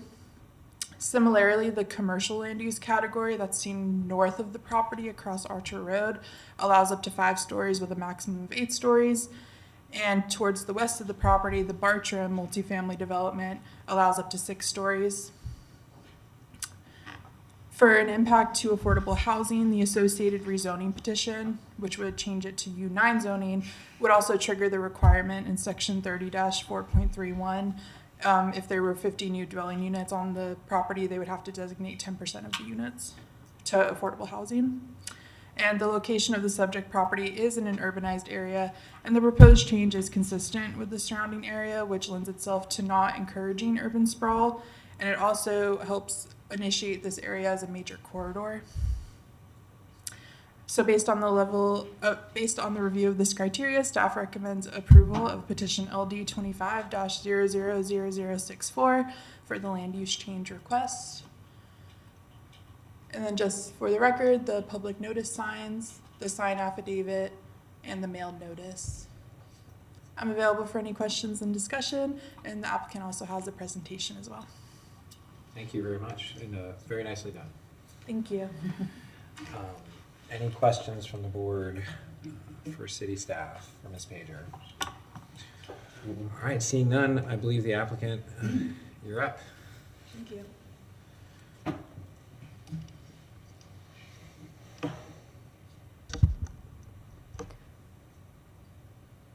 Thank you. Good evening, Mr. Chair and Plan Board members. O'Nelia Lazari with EDA Consultants. Ms. Pager did an excellent job of summarizing and explaining to you the petitions and what's going on. I have a joint presentation for both the land use and the zoning, and I'm going to skip through this pretty quickly because, as I said, she did a fantastic job of explaining the issues. These are the 2 parcels of concern on Southwest 16th Avenue and Southwest 23rd Street. And I'm going to kind of skip through here to this map because it gives us some of the context of why the request is for the U9 zoning in the UMUH. And that is that the city has designated areas east, south, and west of the University of Florida campus as being UMUH and U9. And you can see that here, over here, and here. And the reason for that is that in the comp plan, we'll get through this quickly. There is a statement in the comp plan that future land use element goal 2, redevelop areas within the city as needed in a manner that promotes quality of life, transportation choice, a healthy economy, and discourages sprawl. And this proposed land use change will increase future infill development opportunities, support transportation choice due to the existing sidewalk, bike lanes, and access to transit facilities, and discourage urban sprawl by promoting infill development. I do want to point out that this parcel is at the end point of where the old Archer Road bicycle path facility is, such that this would allow an extension of that facility if this property develops. The other issue that we want to raise, why we think this property should go to the urban mixed-use high in the U9 zoning, is that future land use element policy 4.1.1 states the urban mixed-use high-intensity category is distinguished from other mixed-use categories in that it is specifically established to support research and development in close proximity to the University of Florida main campus. And as I illustrated on that map previously, we are surrounded by the campus area. IFAS facilities are immediately to the south, and then the University of Florida main campus and the Shands facilities are to the north and east. With that, I'm going to conclude. We have in your justification report that we provided shown the consistency with the requirements for a rezoning, those criteria, and for the land use change. And we will ask that you approve both the land use change and the zoning on this property, and I'd be happy to answer any questions that you might have.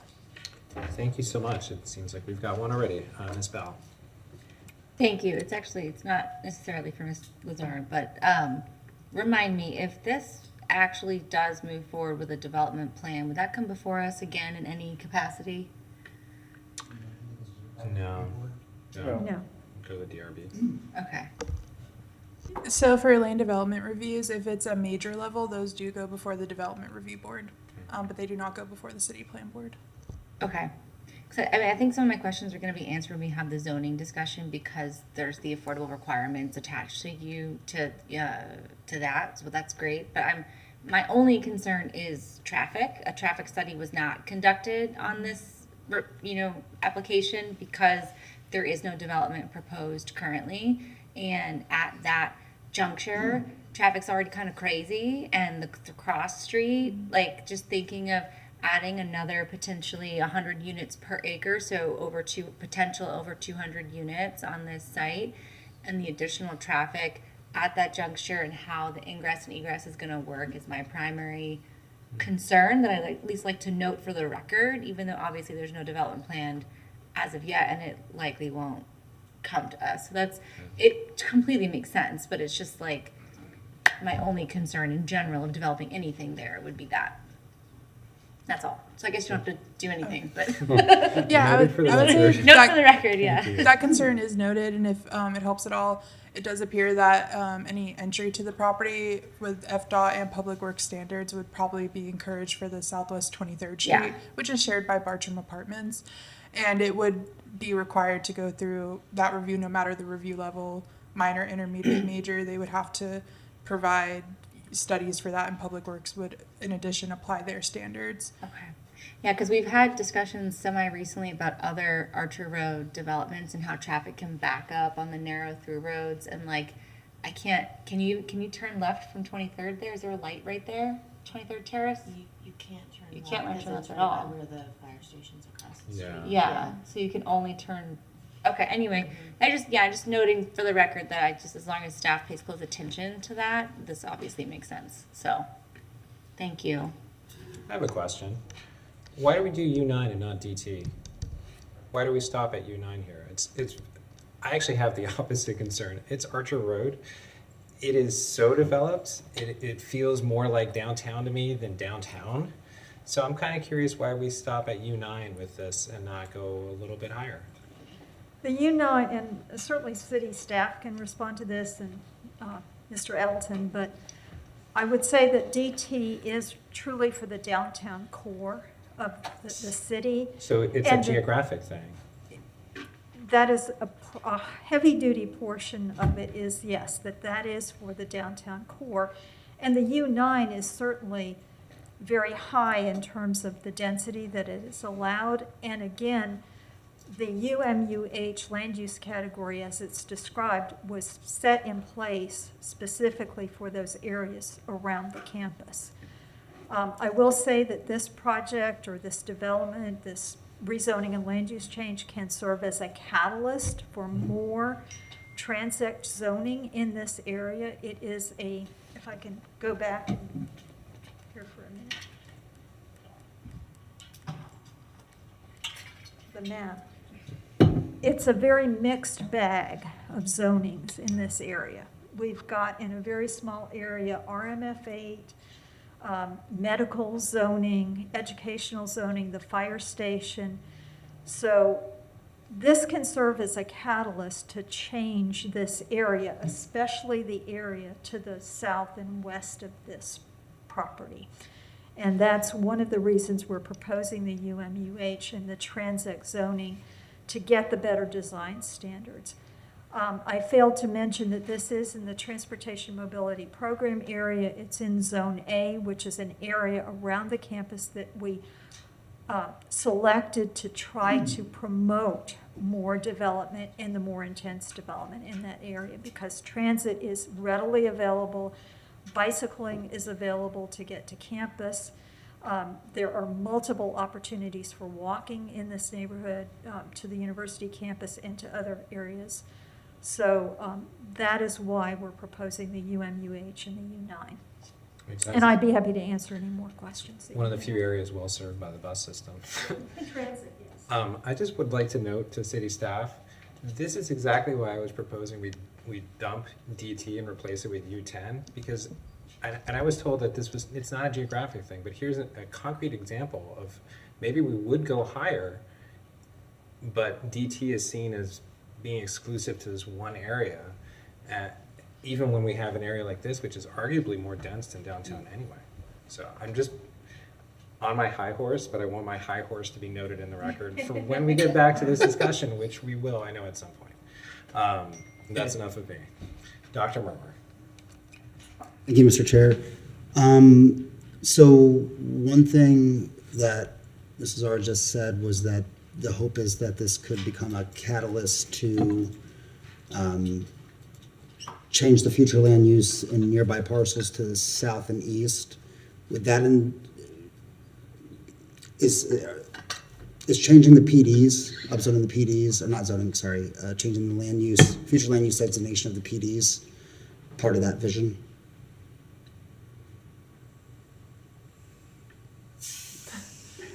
The current existing PD or? The existing PDs, yeah. From basically from Archer, it's like Archer bounded Archer to the north, 13th to the east, 34th to the west, and then Williston to the south. Mr. Edelton. I'm sorry, if you could please repeat the question. Yes, so if this is part of a broader, so the applicant had said that the hope was that this was going to be a catalyst to make other future land use changes to the east, or sorry, to the west and south of here. Does that vision include the PDs? I believe that the argument or articulation about the catalyst is just a catalyst in the sense of any sort of development that is of a higher land use and of a higher zoning intensity, that generally helps spur further land use, higher intensity land use, higher intensity zoning changes to the surrounding areas. Hopefully that is helpful. No, it doesn't. I think that's my understanding as well. I mean, so I'm asking this question, I guess it's actually more towards the board here. I think that this makes sense. This land use change makes perfect sense. I think this is a great candidate corner for infill development. I love it.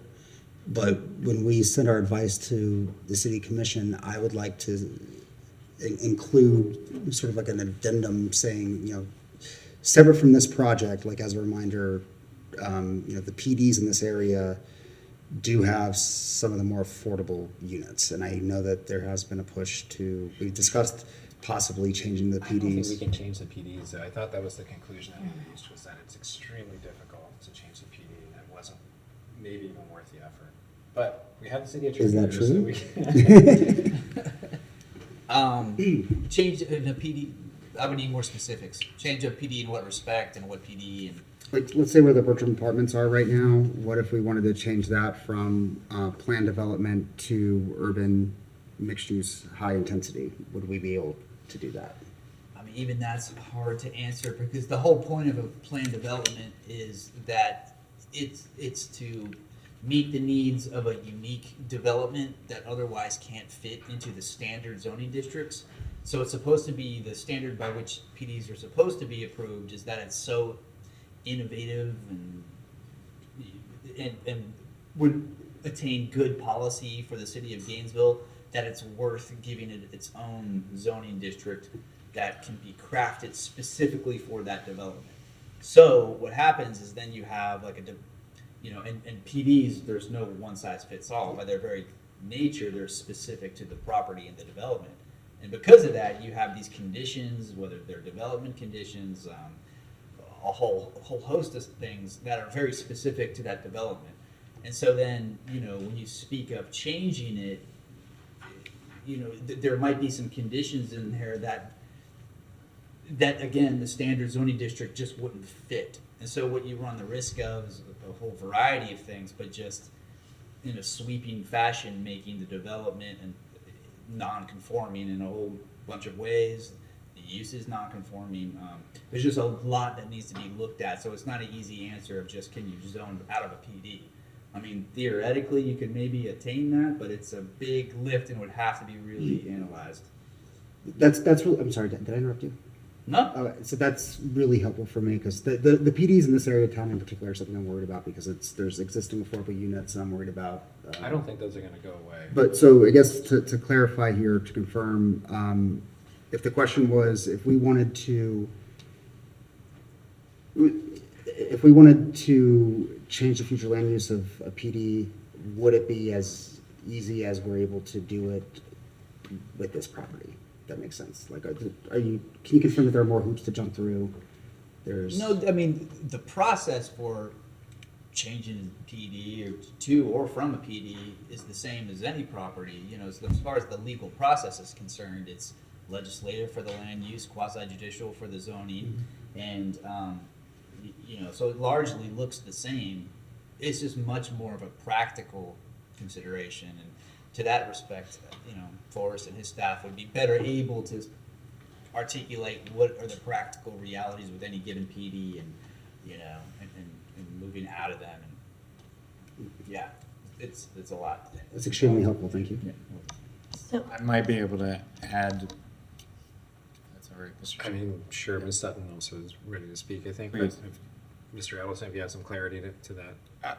Just hopefully to add to that, the decision that is made on the land use for this particular property does not inherently require a change for adjacent property. 100%. Correct. Yeah. So for the PD zoned, and land use designated, you know, area next door, in some way or another, there would have to be an economic driver, largely for really that to be something that was worthwhile, either for the city or for the private property owner. And if I can add one additional thing, there are several planned development zoned properties in the city of Gainesville. that have a traditional non-PUD land use on them. So even though the zoning might not change from the PD, it would be entirely possible to put the UMUH land use category, which has broad uses, broad densities, and when redevelopment of those properties evolves, then they could evolve to the transect zoning. And I'll give you a good example of that I think you'll be hearing at the end of this month. The Rural King property on North 13th Street is a PD, but it has the urban mixed use land use category on it. So it's you don't have to have PUD, PD. You can have a conventional land use or a transect-oriented land use and a PD.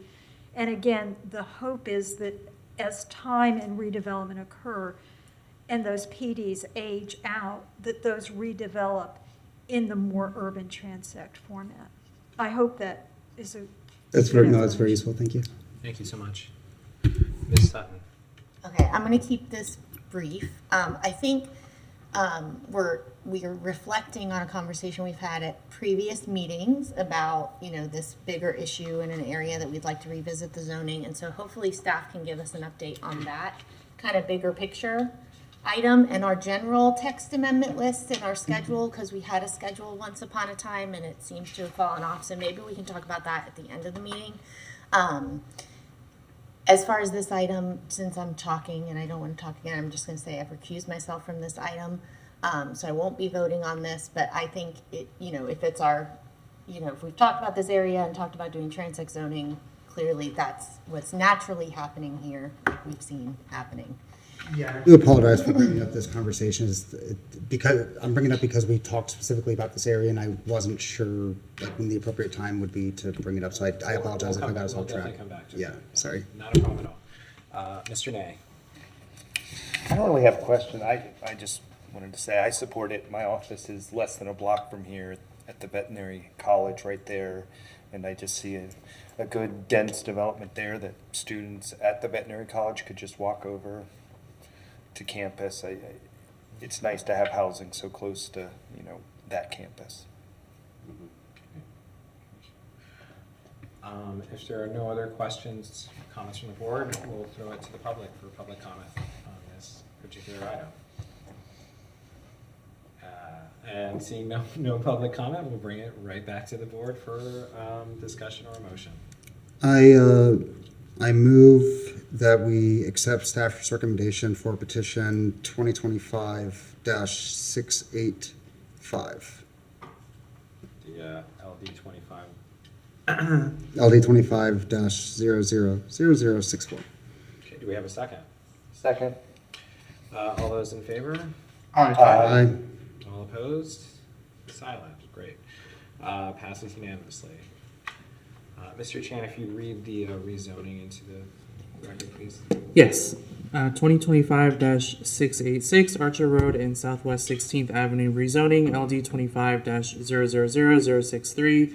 This petition is a rezoning request for parcels 15507-000-000 and 15507-001-000 from mixed-use low-intensity MU1 to urban 9 U9.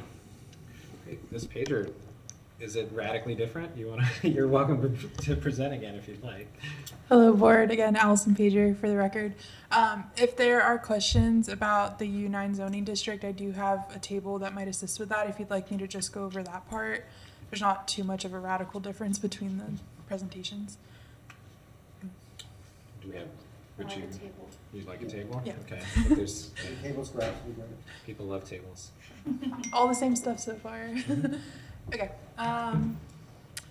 So this table is summarizing some of the differences between the two zoning districts, MU1 and U9. In your backup, there is a direct comparison table of the uses between MU1 and U9 in case that is helpful. In general, there are a couple of additional uses that U9 would provide, and it also provides for a higher density.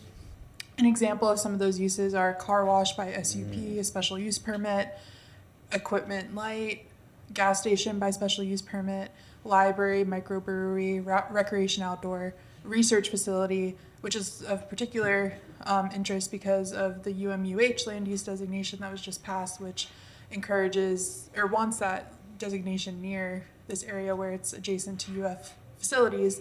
MU1 does not allow for research facilities, while U9 does, if that was ever a use that someone would want to do on the property.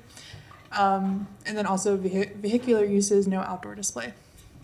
When it comes to density, MU1 currently allows up to 30 units per acre, U9 allows for 100 units per acre, and in reference to the nearby Bartram Apartments, which is zoned as a planned development, that allows for a maximum of 40 units per acre, which is compatible as that is allowed within U9. Along with that, for building height, that is also compatible, as MU1 is 5 by right, 8 with building height bonus for the number of stories, and U9 is 6 by right, but 8 with building height bonus, as laid out in the Land Development Code. And along with that, for when it comes to affordable housing, U9 zoning would also trigger the requirement that any new multifamily residential development at the site creating more than 50 new dwelling units also designate 10% of the units as affordable housing per section 30-4.31.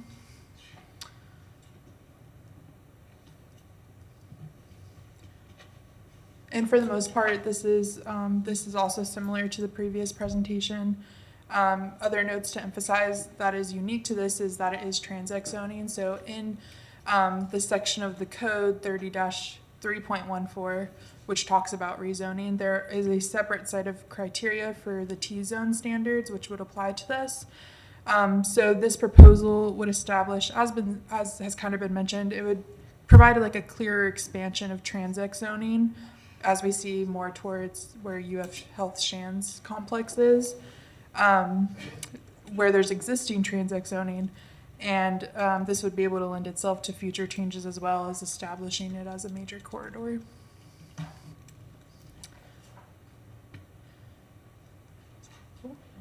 So based on the review of this criteria, staff recommends approval of petition LD 25-000063 for the zoning map change. And I'm available for any questions or discussion. And if it's helpful, this is just a broader zoning map as well. Thank you. Any questions from the board? Dr. Murmur. Thank you, Mr. Chair. Just out of curiosity, what's the combined size of the two parcels? Around 2.6 acres. Thank you. Any other questions from the board? Otherwise, I'll throw it out to the public. If you have a comment about zoning but not land use, now's your time to shine. And seeing none, not unsurprisingly, bring it back to the board for a comment or a motion. I can make a motion that we approve rezoning application LE 25-000063 in accordance with the presentation given by staff. Do I have a second? Second. All those in favor? Aye. All opposed? And it passes unanimously. Thank you very much. That was really well done. Thank you, board chair and board members. I appreciate the time to be here tonight. This is my first presentation before y'all. You nailed it. So I appreciate it. First of many, I hope. Thank you. Looking forward to many more. I really like those tables. Like that's The all table that's was all we fantastic. need. Yeah, that table was very fantastically done. It was like, it got us the full picture of what we were looking That's for. all the Yeah. stuff I researched separately in one spot. It's I know. perfect. We love tables. Just as a future note, for anybody that's giving presentations, we're big fans of tables. TLDR. Yeah, tables. This is a table-friendly board, let me tell you. Okay, Mr. Chan, keep us rolling, please. Yep, 2025-687 6th Ave Village Land Use Change, LD 25-000086.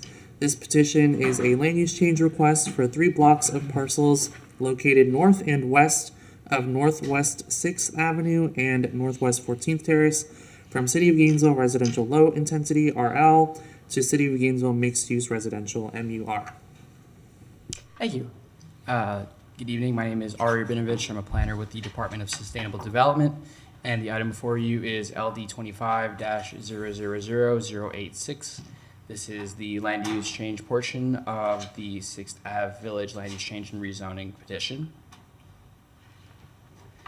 So there is an appendix on the staff report that indicates the several parcels that comprise this project, but it is generally speaking around Northwest 6th Avenue and Northwest 14th Street.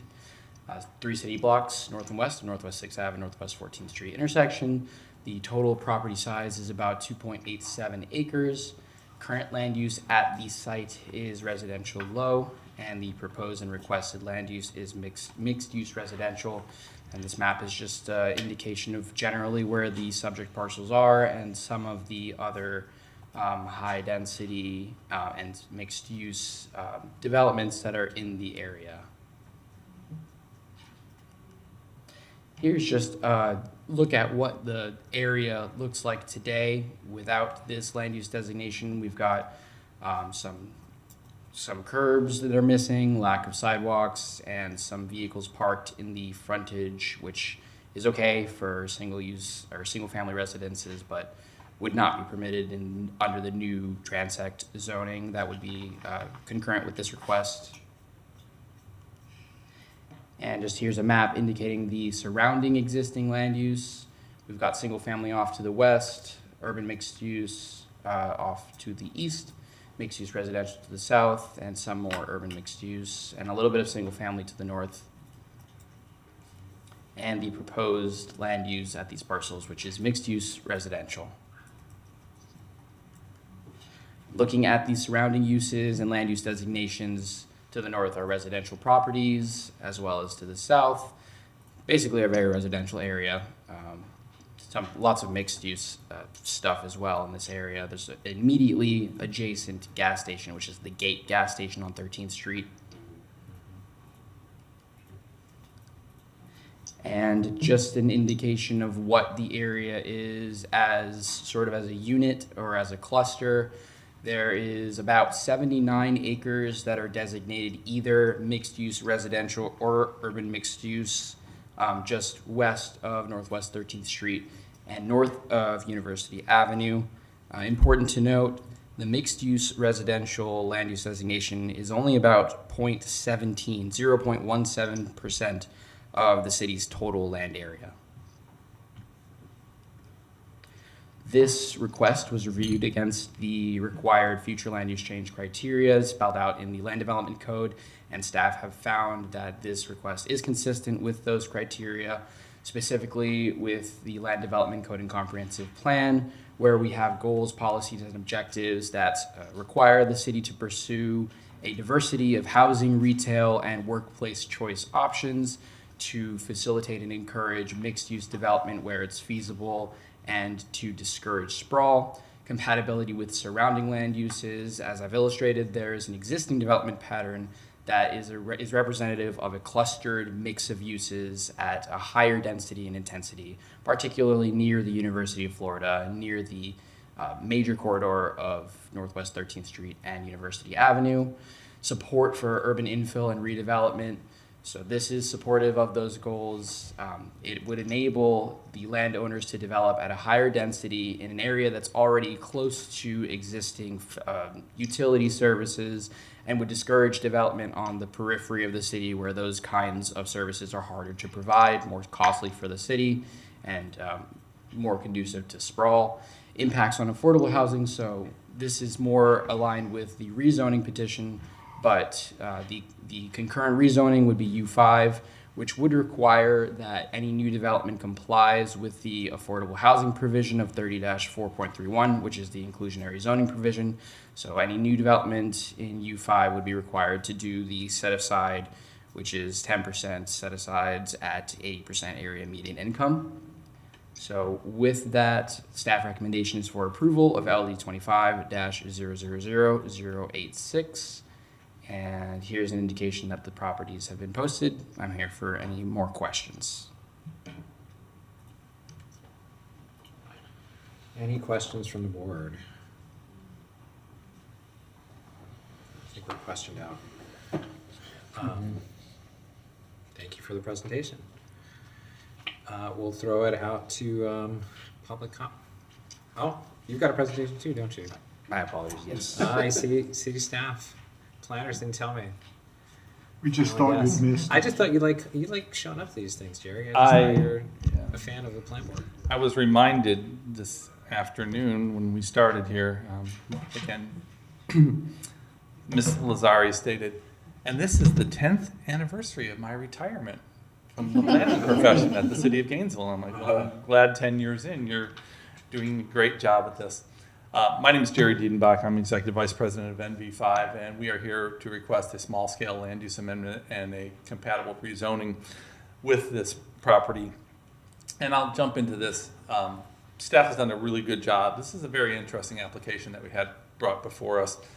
We met several months ago with City of Gainesville staff during the course of a first step meeting, and our core ask was this portion of the property right here, which is a city block effectively that has 1, 2, 3, 4, 5, 6 parcels and a 7th there, 4 on the top, 3 on the bottom.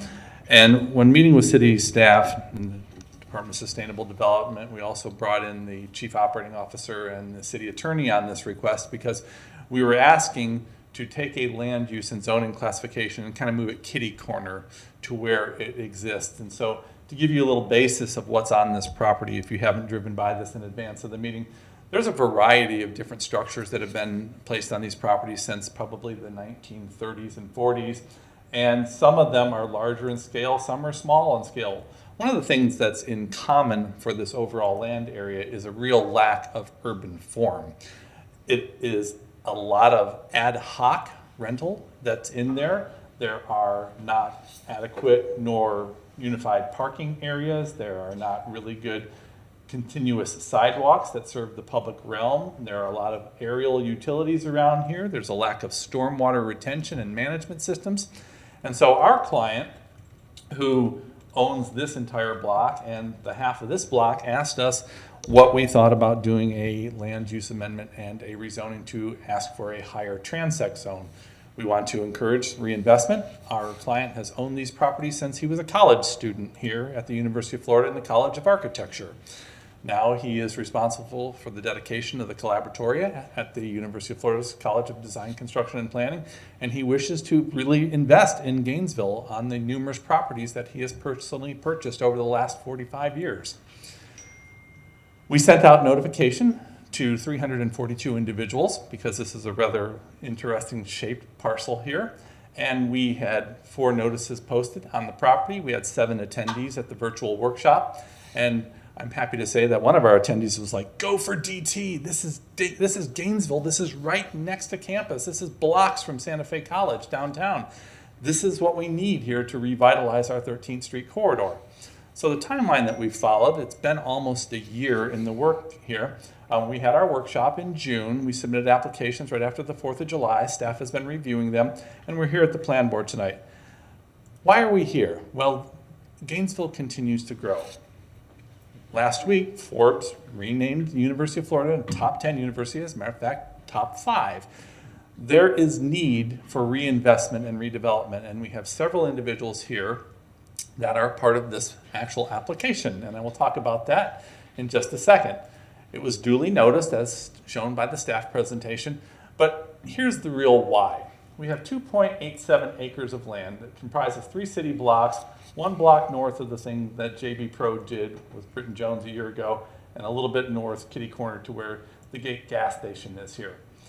This is in the University of Florida context area. It's close to Santa Fe College's downtown center. And this property has mixed-use residential to the south and here. We want to take the logical nexus of this mixed-use residential on the south side of 5th Avenue and extend it up around these properties. We're not asking for DT. We don't want to go that high. We really want to stay in the same transect bracket. But to do that, we need to move from our current residential low to mixed-use residential because we want to go from U2 to U5, and that's in the same transect bracket again. Current conditions, as you can see out here, the substandard streets often lack sidewalks and urban form. Our landowner who owns the majority of the property here. There are 20 total parcels in this application, because when we met with city planning staff, the chief operating officer and the city attorney, we were encouraged to unify your application. So through the power of the internet and Google and tax records and telephone calls, we contacted every one of the additional property owners that were to our immediate east and to our south and got them all to join through the application. So now we have a unified edge, and what we're asking to do is take this mixed-use residential that exists along the south side of Fifth Avenue here, across the street, and here in this notch, and effectively take and make that pattern. So we want to move that mixed-use residential that exists here onto these 3 blocks. This is supported by the comprehensive plan, clearly goal 1, goal 2, and objective 2.1 that encourage a superior sustainable development pattern, creating and maintaining housing choice in office and retail and workplaces, and also redevelop areas within the city as needed in a manner that promotes quality of life, transportation choice, a healthy economy, and discourages sprawl. And so here we have an owner that wants to do more to his properties than what the existing land use and zoning will do, because the existing land use and zoning only allow 15 dwelling units per acre. And as many of you know who have been around Gainesville, many of these old buildings, I'm going to call them buildings because their porches have been turned into bedrooms. Their carports have been turned into bedrooms. And so they've been divided up as far as they can go. And it is time now, with a owner backing this project, for infill redevelopment to occur in a modest density format. So again, it is these 3 blocks, and we have all the adjoining property owners to our east and to our south that are part of this application. That's why there's 20 affidavits in this actual application. This is supported by Objective 4.2 that supports the mixed-use residential, and as I already stated, there's approximately 79 acres of this total in the city of Gainesville. And this would be clearly a redevelopment opportunity just north of Legacy on 5th, the project that was recently done by JB Pro and Britton Jones. Here's the Gate gas station that we did a few years ago. And for compatibility purposes, the reason why we're not asking for a higher intensity is because we know that the U2 will be retained to the top, and there is single family to the west here. Our goal is to put in that compatibility buffer, but to rebuild all these streets, sidewalks, and urban form in here in concert with the application. So there are overreaching standards here, or guideline standards, that would mandate that anything that was within 100 feet of single family would be capped at 3 stories. This is not a tall project that's being contemplated in here. It's a project that's really allowing for a practicable redevelopment and reinvestment in the properties.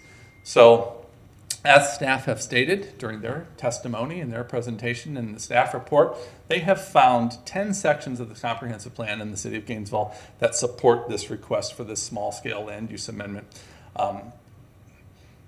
If you had any specific questions beyond what Ari and I have presented, we would be happy to answer those questions, but we would hopefully and respectfully request that, based on the competent substantial evidence that's been presented, the data and analysis in our staff reports as well as city's report, that you would take the staff recommendation and approve this going to the city commission for a modest increase in land use intensity. Thank you. Thank you. Are there any questions from the board? Seeing none, you're free to go. I'll sit next to Ari, but I won't be. Any members of the public want to comment on this particular item? Seeing none, we'll bring it back to the board for a motion. I move we approve petition LD 25-000086. Do we have a second? Second. All those in favor? Aye. All opposed? Passes unanimously. Mr. Chan, if you can read the next related item into the record, please. Yes. Or if the ghetto bites the dust. 2025-688 6th Avenue Village rezoning LD 25-000087. This petition is a rezoning request for 3 blocks of parcels located north and west of Northwest 6th Avenue and Northwest 14th Terrace. from City of Gainesville Urban 2 or U2 to City of Gainesville Urban 5 U5. Thank you. Mr. Rabinovich. Thank you, and Ari Rabinovich for the record. This is similar to the other presentations, very much the same as the land use change presentation, with just a few notable differences. Just to clarify, the subject parcels are currently zoned U2 with a request to transition to a U5 zoning designation. And there is, similar to the land use change, there is a cluster of transect zoning in this area, approximately 78 acres, that is zoned U5 or above. And just to point out the differences between the U2 and the U5 that's requested, U2 consists of a maximum unit per acre count of 15, with U5 consisting of 75 units per acre. U2 having a maximum stories by right of 3, but U5 having a maximum stories by right of 4. However, as Mr. Dienbach mentioned, there is that buffer requirement for single-family properties that would limit the height of any development that would take place immediately across from single-family zoning. And just some of the uses that are permissible in U5, but not in U2. Some of them are community residential homes, multifamily that is more than 2 to 4 units, bed and breakfasts, emergency shelters, food trucks, museums and galleries as a special use, professional schools, and just schools in general, where U2 has schools as a special use permit, U5 has schools as a by right. And the same review was done, consistency with the land development code and criteria that are spelled out there for rezonings. Staff have found that the criteria for rezonings have been met here, including compatibility with the intensity and density of the surrounding existing development. Like I mentioned earlier, this is a active residential, commercial, and retail area. So there's consistent density and intensity allowable in U5 with the density and intensity that you see at University Avenue and Northwest 13th Street. Proposed zoning districts in relation to the surrounding properties and other similar properties. Again, this is a residential and mixed-use area within the university context area. Any substantial changes in the character or development of the area in or near an area under consideration for rezoning. This is, again, being near the University of Florida, we've continued to see development with a diversification of uses, continuous development of multifamily and mixed use at higher and higher densities, and then consistency with the goals, objectives, and policies of the comprehensive plan. The same that encourage us to diversify housing, office, retail, and workplace choice, to encourage a mix of uses where it is feasible, and to discourage sprawl. All of these are met by this rezoning request. So with that, staff recommends approval of LD 25-000087. And here is the sign posting. Thank you. Any questions from the board for Mr. Rabinovich? Seeing none, Mr. Dienbach, you have another presentation to give us? I do, Mr. Chair, and I will go through that in an abbreviated manner given the hour and amount of items you had before here. Again, Jerry Diedenbach for the record. This is the quasi-judicial portion of this. As stated in the previous application, I will repeat some of these slides. You can see the 20 parcels that are adjoined as part of this application here and the existing photographs of the existing street conditions and some of the structures on the site. Notification was provided, 342 notifications were sent, 4 notice signs were posted, and we had 7 attendees. We began this process almost a year ago, and hope to be to the City Commission this year. This is proof of posting for the public notifications here. One thing I was going to add here in the zoning section here, and Ari stole my thunder in a sense, the U2 and the U5 are in the same effective cluster of the transect zone, so that's why we're seeking this as opposed to going to a higher. We don't feel that this is an area for U9 or DT. We want to keep it at a very modest scale in here. This again is another typical shot looking down the block there. Beautiful tree-lined areas, but no sidewalks, no folks, or no places for these gentlemen to walk. And oftentimes the lack of organized trash receptacles and parking yields to a very unkempt urban form in there. And so our property owner is desirous of increasing that urban form and investing in these properties that he's owned for 45 years. As stated before, this meets 10 of the city's comprehensive plan goals and objectives, and it of course meets the requirements of section 30-3.14 for rezoning in the city of Gainesville. So similarly to the previous presentation and incorporating all those informations, data analysis in, we would hope that you would similarly support this rezoning request based on the competent substantial evidence placed into the record through staff's presentation, staff report, and our testimony. And we're here to answer any questions you may have. Thank you. You know, some people say fast-talking developers is a derogatory thing, but in this case, I'm actually very impressed by the physical stamina and speed. That was, yeah, it was quick. Dr. Murmur. Mr. Chair, really, just out of curiosity, were you able to breathe through that? I was. That's great. It did not look like he was breathing. No, minorly concerned for his health. Any other questions from the board? Seeing none, I'll open it up to public comment. Anybody want to speak on this particular issue? If not, we'll bring it back here for a motion. Move to approve petition LD 25-0000087. Second. All right, all those in favor? Aye. All opposed? Passes unanimously. Thank you very much for your presentations. And we'll move on to member comment. It's been a long meeting, but Mr. Edelton,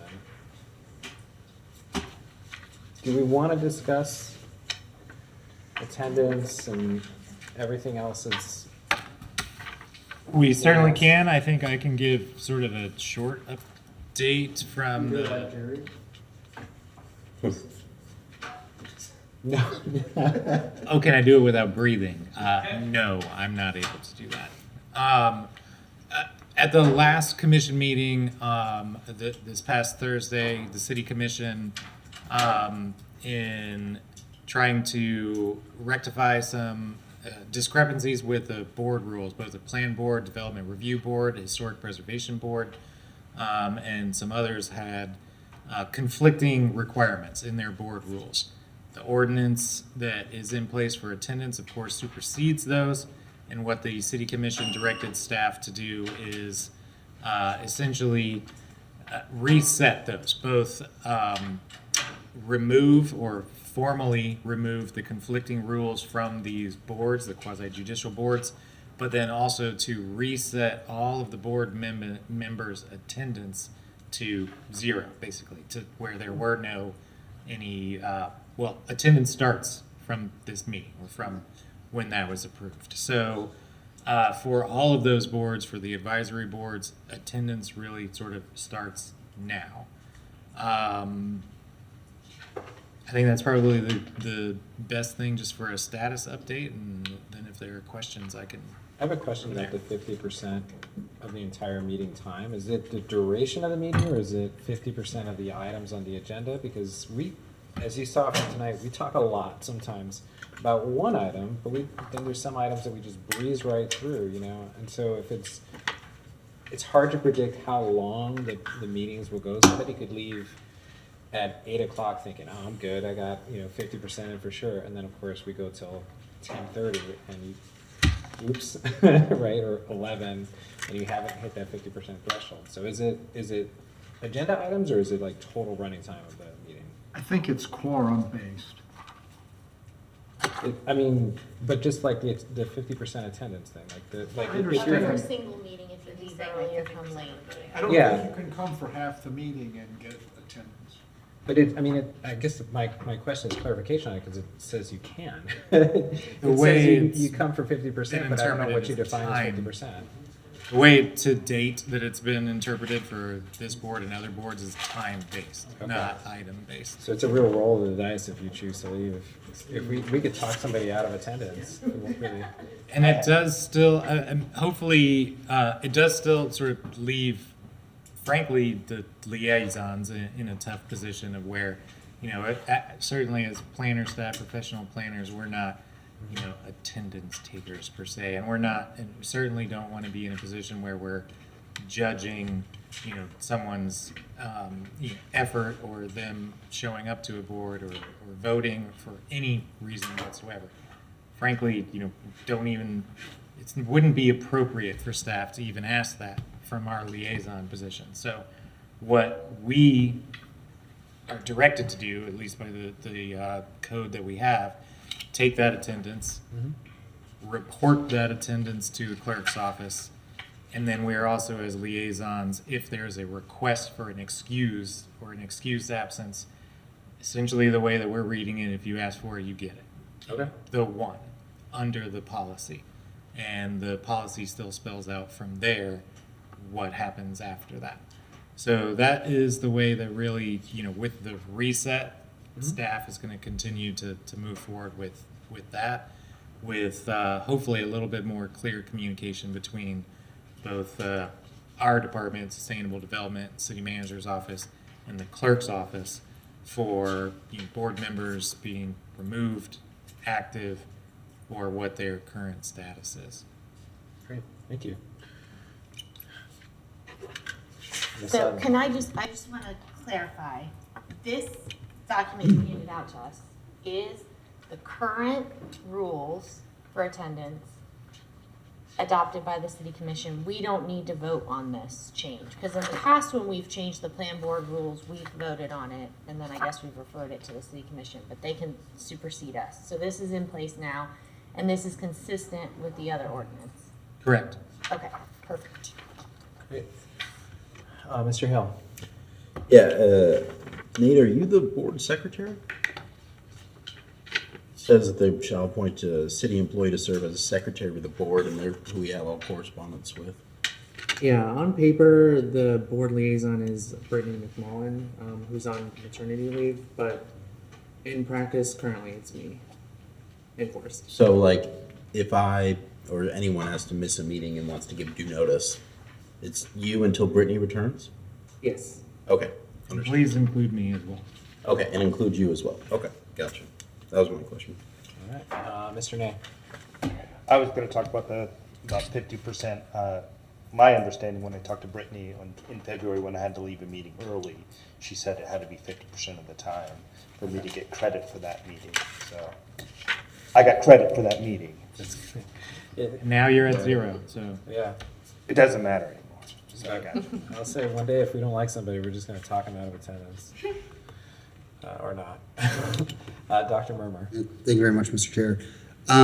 So I had another clarification about the way you're reporting attendance. So specifically in my case this evening, so like I sent an email like right at 6 saying I was on my way. So but I missed the roll call. So like in my case, will the city clerk get something that says that I wasn't here? No, for the minutes, I take down when each member arrives and leaves. So, for example, I have you down for getting here at 6:40 p.m., and that's like an estimate because it's hard to do all the things at once. I have 6:39. Okay. I also have that member certain left at 8:15, for example. Okay. So I think I misheard what was said then about the roll call. Can I ask a stupid question? Of course I can. Why do we have the school board member as a non-voting member of the board? It feels like a waste of our time. It is something created by the city commission when they formed the plan board, and having the school board member there to provide their input. I think typically in this jurisdiction and other jurisdictions that I've seen, a lot of the planning decisions are related to where is this future growth going to happen. And of course, schools are a part of that. And so I think the idea is that that school board member is there to help provide the school board jurisdiction aspect of it. From a practical matter, I think this is the first meeting I've ever been in that she's been here with us. And so I just wonder if it... She was also here. She was here because there was a school board item. Right. I spoke to her a little bit before the meeting. She talked, because it doesn't say specifically a school board member. She talked about maybe having planning staff from the school board, because they have their own planning staff there, be a member, be here instead of her, because she's got lots of other stuff. According to the rules that I read, it doesn't look like it says school board member. It just says somebody that's appointed by the school board. That is correct. Representative of the school board. Okay. Sean, unless I'm reading that wrong. No, I think you're right on. Mr. Hill. I actually had a quick question for Sean. So are you going to be in attendance at regular meetings, or is any of legal counsel going to be in any of the regular attendance, or no, just for this? I would say in general, no. Like, we have several final decision-making boards. You know, the planning board's not the only one. Yeah. And so we just don't have the staff in our office to have attorneys present at all those meetings. Yeah. But we're available when, you know, if there's an issue, if there's ever a legal issue that comes up, then I'm happy to come upon request, you know. And keep in mind, if there's ever an issue that one of your items gets complicated, even during the meeting, you always have the authority to continue the meeting to the next item, or in the next meeting, continue the item. So late, I'm mixing up what I'm saying. Continue the item to the next meeting, and then I can, you know, come back at that time. But so yeah, it's just kind of like playing it by ear based on that.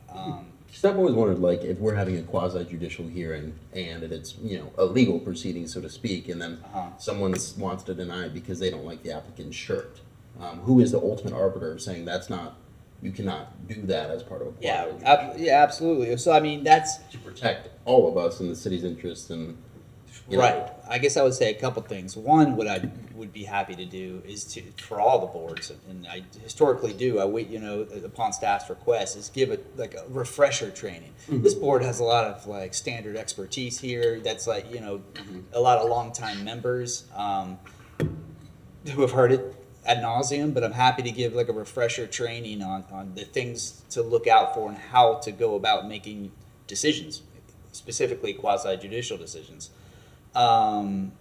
So happy to do that. I guess the second thing I would say is that's not a huge concern to me, and I'll tell you why. Is many jurisdictions, attorneys, a certain chunk of their time is taken up by defending decisions that like final decision-making boards have made that are being challenged. I have received 0 complaints, either informally or officially through a legal avenue, about any decision of this board. You know, I've been with the city for 15 years now, and I can't remember the last time, if ever, that this board made a decision that is being challenged either by developers or property owners or neighbors and affected parties. So I hear what you're saying about, you know, you want to know how to do it and make the decision right. I would say the track record of this board says you're doing a fine job. And so that's another reason that I don't necessarily need to sit here every meeting unless something comes up. But, you know, so yeah. But it's refresher training on how exactly to make quasi-judicial decisions of what you can consider and what you can't. I'm happy to do that. It's never been a problem that I see, at least with this board. Keeping in mind, of course, that except for special use permits, all of this is advisory to the city commission, and they can fix anything that needs to be fixed. Right. That's true. Good point. Dr. Merber. Thank you, Mr. Chair. Yes, I mean, that would be my request, not so much having present here a representative, a bar representative from the city attorney's office present for every quasi-judicial item, but because we have final decision-making authority specifically on special use permits, and we don't always have a special use permit on the agenda. Like, would it be reasonable to have a city attorney, I will say they are almost always first thing on the agenda, when they are on the agenda, like just have a city attorney present for those items, just for special use. Just for the final special use permits. I mean, because I'm surprised you did not hear a complaint from, I'm not going to say their name, but a resident in Southwest or something. But. No, I mean, a lot of, I mean, you know, we're doing the public business. There's always strong opinions and complaints all around. Whether it rises to the level of legal significance is often a different issue. So, you know, I have never received anything legally concerning from this board, just to be honest. And if it was, then you could imagine I'd be like like showing up here a lot more. I mean, I'd feel more comfortable since just for the special use permits. Yeah, I so don't that's think something we can entirely- take into consideration. Just know, like, and you hear, I've heard it a couple times today with staff, is that, we operate in a world of limited resources, and our office is down staff right now, and so we are all swamped with different things. And so the more you extend yourself to other places, it's a pro-con decision that needs to be made, and so that's why, my best judgment is, I don't think you need me, but if you feel like you do, like, I'm happy to consider that. Is this something the board should vote on? Yes. I mean, the board needs to vote on it. Yeah, the thing I would recommend is, tonight we had a special use permit, there was no controversy or anything, right? We do have items where applicants bring attorneys, expecting, maybe that we may not make a decision, that they might not, they might not like our decision and want the ability to challenge it later. I think usually staff has an idea if that's the case. And perhaps that's, a sign that we should have a city attorney here if the applicant is bringing an attorney and we're aware of it ahead of time. As an idea, because something like tonight where we didn't even really have, we had some public comment last month that was mostly positive. I don't know that it's necessary if it's not a controversial item. And then how do you decide if it's a controversial item or not? I would say if there's an attorney on the other side, it's helpful to have an attorney on our side, perhaps. Maybe that's a judgment call we can make. Keeping in mind, I've been on the board 17 years, we've never been sued for a special special use permit decision. It seems unnecessary. And a waste of resources. Yeah, particularly if it's not controversial. I don't think it's necessary. But even, and I'll just reiterate, even if you ever find yourself like unexpectedly in a legal quagmire where you have questions about any specific application, you can always continue it, and then I can show up. So you don't feel the need that you're under the gun that night, that there's these heavy legal questions that have happened to come up, and we got to do something. Like if that happens, just that being said, I'd still hope that the city attorney's office considers just for the special use permits, even if some members don't think it's necessary. There was one special use permit where it was an issue. I wish I had known then that we could have requested a city attorney present here. But and just please consider it. That's all. I think we should request legal assistance from the city attorney by a vote of the board. When needed. Talk about like ad hoc or? I'm sorry? I just don't think it's a single member gets to request it. Right, you mean like when we want to request it? Yeah. Yeah, kind of case by case. Case by case. The tricky thing is we probably want them to be there ahead of the meeting. Yeah, because if you delay approval of something or just slow down the process, then that creates another issue. But it feels like we're working on a problem we've never had. Yeah, I think no, but we did have a problem, Bob. We could. No, we did with the Robbinswood project. We had a problem. With the which project? Robbinswood. We had a problem. I'm sorry. Robbinswood. We had a problem, Bob. And don't gaslight the people who might be watching who are affected by that. Well, let's appoint Dr. Murmur as our attorney expert. I think Sean, you brought up a good point of it's on if we confront a heavy legal situation where we feel like we're out of our depth, we should continue it, and then we'll bring it in the next meeting. And I think that's a very good compromise that manages city resources and your time and your office's time very well. And also protects us from maybe making a mistake. That's stupid. Yeah, we don't want to break the streak of not getting sued. So I think that's very reasonable. And that would be my recommendation for the board is when we don't have you here present, but when we need you, we will just continue the motion. And if it's an issue where somebody has brought a lawyer on their side, they're going to wait a month, and it's just going to happen. So. Or like if you know ahead of time, Yeah. if that you know. something's coming, Right. then I can. But, so on that, so then this, that part, that idea, like, we know ahead of time that, we think we might feel uneasy or one of us might, like, have serious concerns.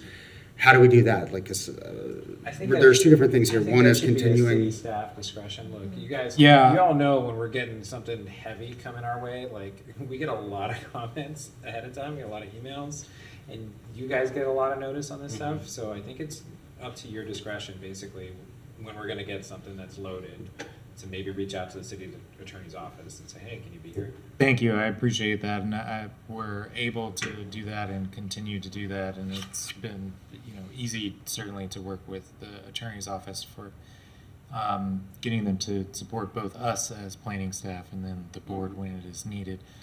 I think two things to that. So we'll continue as staff to look at when we see, a flood of phone calls or postcards that come in from neighborhood workshops, or it is a special use permit that's dodgy. Right.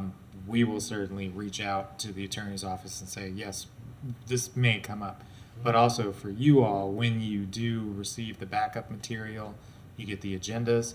If you are looking at it and it does not feel comfortable to you all, please feel free to reach out to us as staff and say, this might be a good place to have the attorneys come in. And then we will work to see what we can do there. Okay, that sounds perfect to me then. Great. Yep. So so long as you're okay with us individually, like, hey, here's my concern. Can you consider? Perfect. Thank you. And if you have legal, one last thing I'll add is if you ever have legal questions, regarding whatever, you can feel free to contact me individually too. Individual members, just contact me directly if you just have any questions about how do we do this again, or. Okay. And again, if you want a training, Forrest can put me on an agenda anytime. Great, thank you. I mean, this is. May I have 120 seconds? I promise I'll breathe. It's not, it's not public comment. But, Yeah. but we'll allow it. So yeah, you would think that night Another meetings are my presentation. side hustle, but I am also the chair of the San Falasco section of the American Planning Association's Florida chapter here. And while Mr. McDermott graciously offered to give you training, some of you should have received an email from APA Florida of our upcoming planning officials training.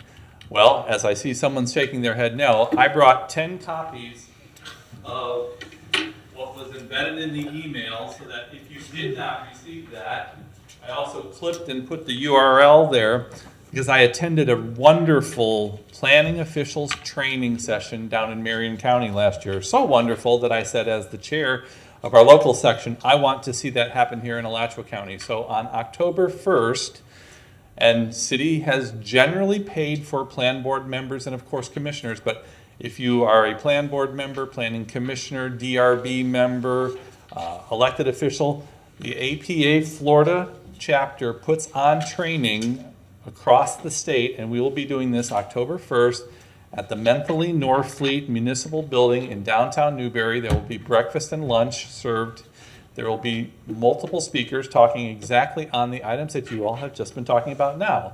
Quasi-judicial versus legislative, planning, ethics, and there are some really well-esteemed presenters that will be there. My wife will be there talking about planning law. So, encourage you all, and Forrest will just pay for that out of the plan board's expense account, and I hope to see you all and share the word with others.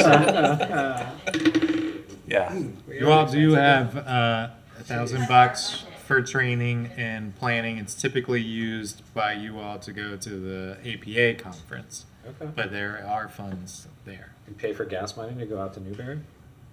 There are funds there. Submit the request. Okay. All right. Yes. I think mercifully you're gonna. Confirm the next meeting date? Yes, I do. You're right. So the next meeting of the plan board is September 25th of this year, later this month. And with that, this meeting is adjourned.